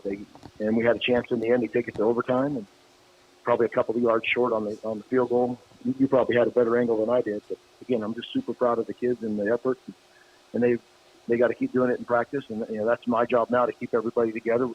We're kind of in unfamiliar territory, and losing 2 in a row we've done before, but not very many times since I've been here. We've got to get everybody back together and go to Great Bend and beat a 5A school. Yeah, we talked about, when teams kind of face this scenario, it can do one of the things. It can unravel your team, or it can make you stronger and more determined. And hopefully the latter is it's up to the coach to make sure that they get. It's up to me to make sure that they stay strong together, and we number one, we got to make sure the practice is fun and they want to come and they want to work hard. And that's our job. I think that's the best way to deal with that. We have to be all over them about every mistake they make. We can't make it miserable for them because they won't want to be there and they'll shut down, and we don't want that. We want to bounce back and take away a lot from this because our running game was not like it's been in the past, but we were able to run the ball. I haven't seen the stats yet, but we were able to move the ball, and our passing game continues to improve. I don't know what any of that was either, but I know that kept us in the game and moved us down the field. Yeah, certainly a lot of different plays you can think of throughout the game. One play here could have been the difference. So, Coach, as always, we appreciate your time. Appreciate you, even in a tough situation, giving us a little bit of your time, and we'll look forward to talking to you on Monday. Thank you, Aaron. All right, Coach Steve Warner, you can hear the dejection in his voice. Chris, I know that you've had that headset on, and I guess it is true that the losses do hurt worse than the wins feel good. Oh, yeah. So. No, anybody – I mean, there's the old saying about you hate losing more than you enjoy winning, and it's a pretty true statement of anybody that's a competitor. And and I like what Coach Warner said as far as that, an inexperienced coach in this situation where you get off to a rough start, they would make next week just absolutely brutal in practice, and then it might snowball into more problems. Experienced coach knows that, ultimately in a game it's got to be fun for people to want to participate and give effort and everything. And, you just, like we talked about, you can't let one loss or one play beat you. And, it's a long season. That's the thing. Circle didn't punch their ticket to the playoffs tonight, and we didn't lose our ticket to the playoffs. And, October is a long time from now. And, so it's one of those things that, after any loss or win, you sit there afterward and watch film, see how you're going to get better. And, that's what this next week's going to be all about, getting better and trying to put it together to get a W out at Great Bend. All right, we'll come back, get you final stats and comments after this. Our Crusader Locker Room show continues. Here from Towanda, Circle wins it tonight. Move to 2-0 on the season. Crusader football on HKFM. More of the Crusader Locker Room show is next. Stay tuned as we name tonight's play and player of the game. Stream Crusader football on your phone or tablet with the Ad Astra radio app. 95.9 HKFM. Stop by Heston Bakery and Cafe, Heston's hometown cafe, for breakfast, lunch, dinner, and everything in between. Open every day of the week. They serve an assortment of baked goods, specialty coffees, sandwiches, soups, salads, and desserts for dine-in, carry-out, and for all your catering needs. Stop in and enjoy the peaceful atmosphere, or view the menu and order online for convenient quick pickup at HestonBakeryAndCafe.com. Come visit us at Buhler Dental Care. Our friendly and experienced staff is here to help give you the best care around, and we like to have some fun and get to know you while you spend time with us. From regular fillings, cleanings, dental implants, or even if we have to, extractions, we can provide the treatments you need. We are always accepting new patients, so be sure to call us at 620-543-2768 to schedule your next appointment, or email online at drdaldds@gmail.com. Buhler Dental Care, providing healthy smiles with a gentle touch. Hey, it's Gabe at Midway Motors, inviting you in for our fall tire event. Right now, Midway is selling all tires at $1 over cost. That's right, $1 over cost. Check out this great special and schedule today at midwaymotors.com. Have an appliance that doesn't work or a yard full of scrap metal and don't know what to do with it? Hi, this is Kathy from Midwest Iron, and you can save the environment and put a little money in your pocket by bringing it to us at 700 South Main. Call us at 620-662-0551. Midwest Iron, recycling for tomorrow's environment. Crusader football on HKFM. And back here at Towanda to wrap things up. Let's get a look at our final numbers tonight, Christopher. Total offense tonight, Circle 456 total offense compared to Buhler's 332 yards. We'll get into through the air. Circle throws for 322 yards compared to Buhler's 178. On the ground, Buhler outrushed Circle tonight, 154 to 134, and we'll get into and one of the big stats, we had 5 interceptions tonight. Circle had the 2 interceptions and 1 lost fumble, so they won the turnover battle by 2. So individually tonight, first for Buhler, Jeffrey Neal finishes the night 19 of 41 for 170 yards, 78 yards, 2 touchdowns, 5 interceptions. For Circle tonight, Cooper Chadwell, before he got ejected, goes 13 of 22 for 278, 3 TDs and 2 INTs. And then his brother came in and had 1 completion on 3 attempts for 44 yards and a touchdown. Leading rusher tonight for Buhler, Gavin Patton, goes over the 100-yard mark, 24 carries for 103 yards. Jeff Neal goes 7 carries for 22 yards. Braden Gentry, 3 carries for 18. And Matt Eddy had 1 carry for 11. For Circle, leading rusher in the game was Cooper Chadwell. They were all in those big rips. He had 6 carries for 102 yards and 2 touchdowns on the ground. But then the rest of the rushing attack for Circle was pretty paltry. They had one back with 18 yards and another with 15, and that was it. Receiving tonight for Buhler, no surprise, Matt Eddy leading the charge for Buhler. He had 12 catches for 115 yards and a touchdown. Gavin Patton had 4 catches for 33 yards and a touchdown, as well as Jace Henderson had 1 catch for 16 yards for Circle. Leading receiver on the night, Ty Smith, 4 catches for 183 yards. 3 of his 4 catches went for TDs. Also with the touchdown reception tonight was Rose. He had the 1 catch for 59 yards and a touchdown. And then Connor Chadwell, before he had to go to quarterback, he had 5 catches for 40 yards. You said Cooper Chadwell was 13 of what? Let's get in there. Cooper Chadwell was 13 of 22. Okay. For 278, 3 TDs. 278. Yes. I thought for a second you said 13 of 78, and I'm like, holy cow. No. I was the fact that we threw our quarterback 41 times. That may be a first. I don't know that that's ever happened. 41 times. Yeah, that's a big number for sure. And we ran the ball well tonight. Yeah, and still threw 41 times. And we ran the ball well with the absence of 2 starters. And I think that shows the want. These guys want it, especially up front. You look at numbers. We're not a very big O-line, but I was impressed and excited about how well we ran the ball tonight and how well we really controlled, for the most part, that offensive line. Yeah, and Circle's got some big dudes up front. I mean, Kobe Huggins, 6'6", 260. Wellner out there, he's 6'4" and over 200. I mean, so it wasn't like they were doing it against chairs. I mean, they had to do it against some big fellas tonight. All right, a couple of numbers for you, a couple of things we'll highlight. First, our Phillip of the game. Brought to you by Dick's Phillips 66. Phillip on top-tier gasoline, snacks, and more at Dick's Phillips 66. 4th and Stevens in Hutch. Every journey begins with a stop at Dick's Phillips 66. Kind of taking that motif with the stat of the game tonight. The number that really sticks out, I think, at the end of the night is the 5 turnovers, the 5 INTs thrown by Jeff Neal. Buhler now minus, let's see.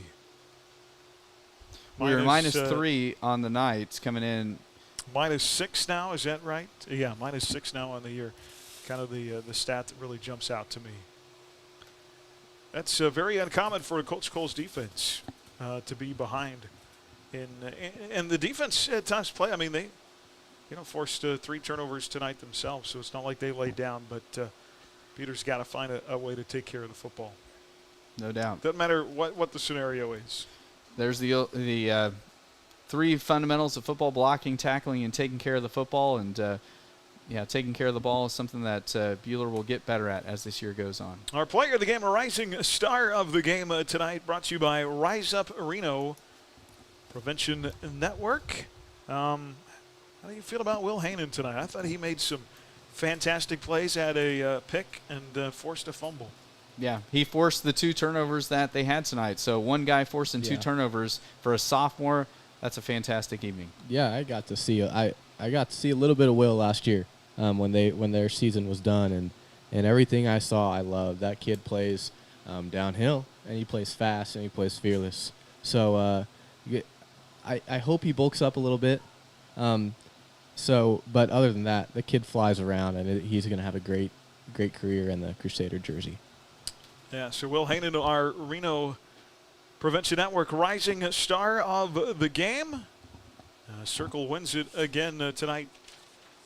Breaks the streak. They lost 7 in a row. All time in the series, 38-35, the win. Buhler 0-2. We'll be back to wrap it up right after this. Our Crusader Locker Room show on HKFM.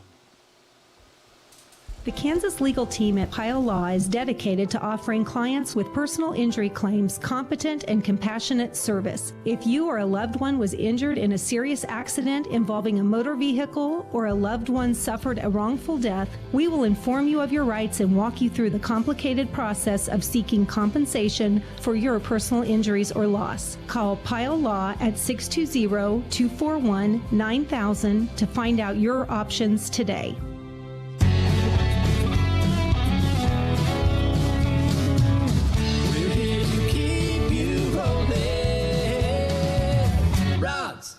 Rod's Tire and Service. Neufeld Flooring, proud supporter of Buhler High School activities. We are your experts for all your floor covering needs. Please make an appointment to visit us at 110 West 2nd, downtown Buhler, or give us a call at 620-543-2274. Go Crusaders! At Dick's Phillips 66, our family has kept motorists on the road for nearly 60 years. Hi, this is Janet Dick, inviting you to stop by our locally owned station at 1215 East 4th in Hutch. Dick's offers top-tier gasoline, grab-and-go food options, and friendly service. Wherever you're headed, every journey begins with a stop at Dick's Phillips 66, 4th and Stevens in Hutch. If you have not considered Patton Insurance for your homeowner's insurance, you should call on us. Hello, this is Brad Patton, here to remind you that we have the independent advantage to find coverage for your home. Buying insurance doesn't have to be an expensive burden, and we will shop our carriers for you and simplify the placement of coverage.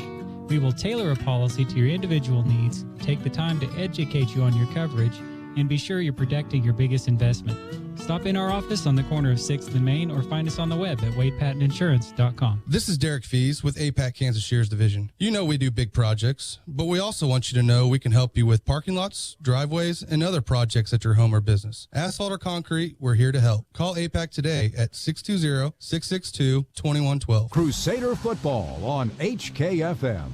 And back to wrap it up here from Towanda tonight. We'll roll through our Buhler Dental Care scoreboard one final time. Some finals for you. Ness City beats St. John in the 8-man ranks tonight, 12-8. Andale all over Rose Hill, 60-7. Who's the one team in the state you don't want to play? The Andale Indians, my goodness. Coffeyville downs Winfield, big win for the Golden Tornado, 26-21. Ellsworth over Republic County, 32-0. Tonight, let's see, Wellington beats Clearwater 36-12, Andover 45, Arc City 27. Topeka Hayden gets a win over Silver Lake 43-10. That is a very one-sided. Of course, new coach for the first time in how long at Silver Lake? With C.J. Hamilton's been there Coach since Hamilton, the Roman Empire. With Coach Hamilton hanging up the headset there. Let's see, elsewhere. Well, I can give you the rundown of all the games across the network. Looking, Mays beat Andover Central 42-14. Hillsboro 21, Nickerson nothing.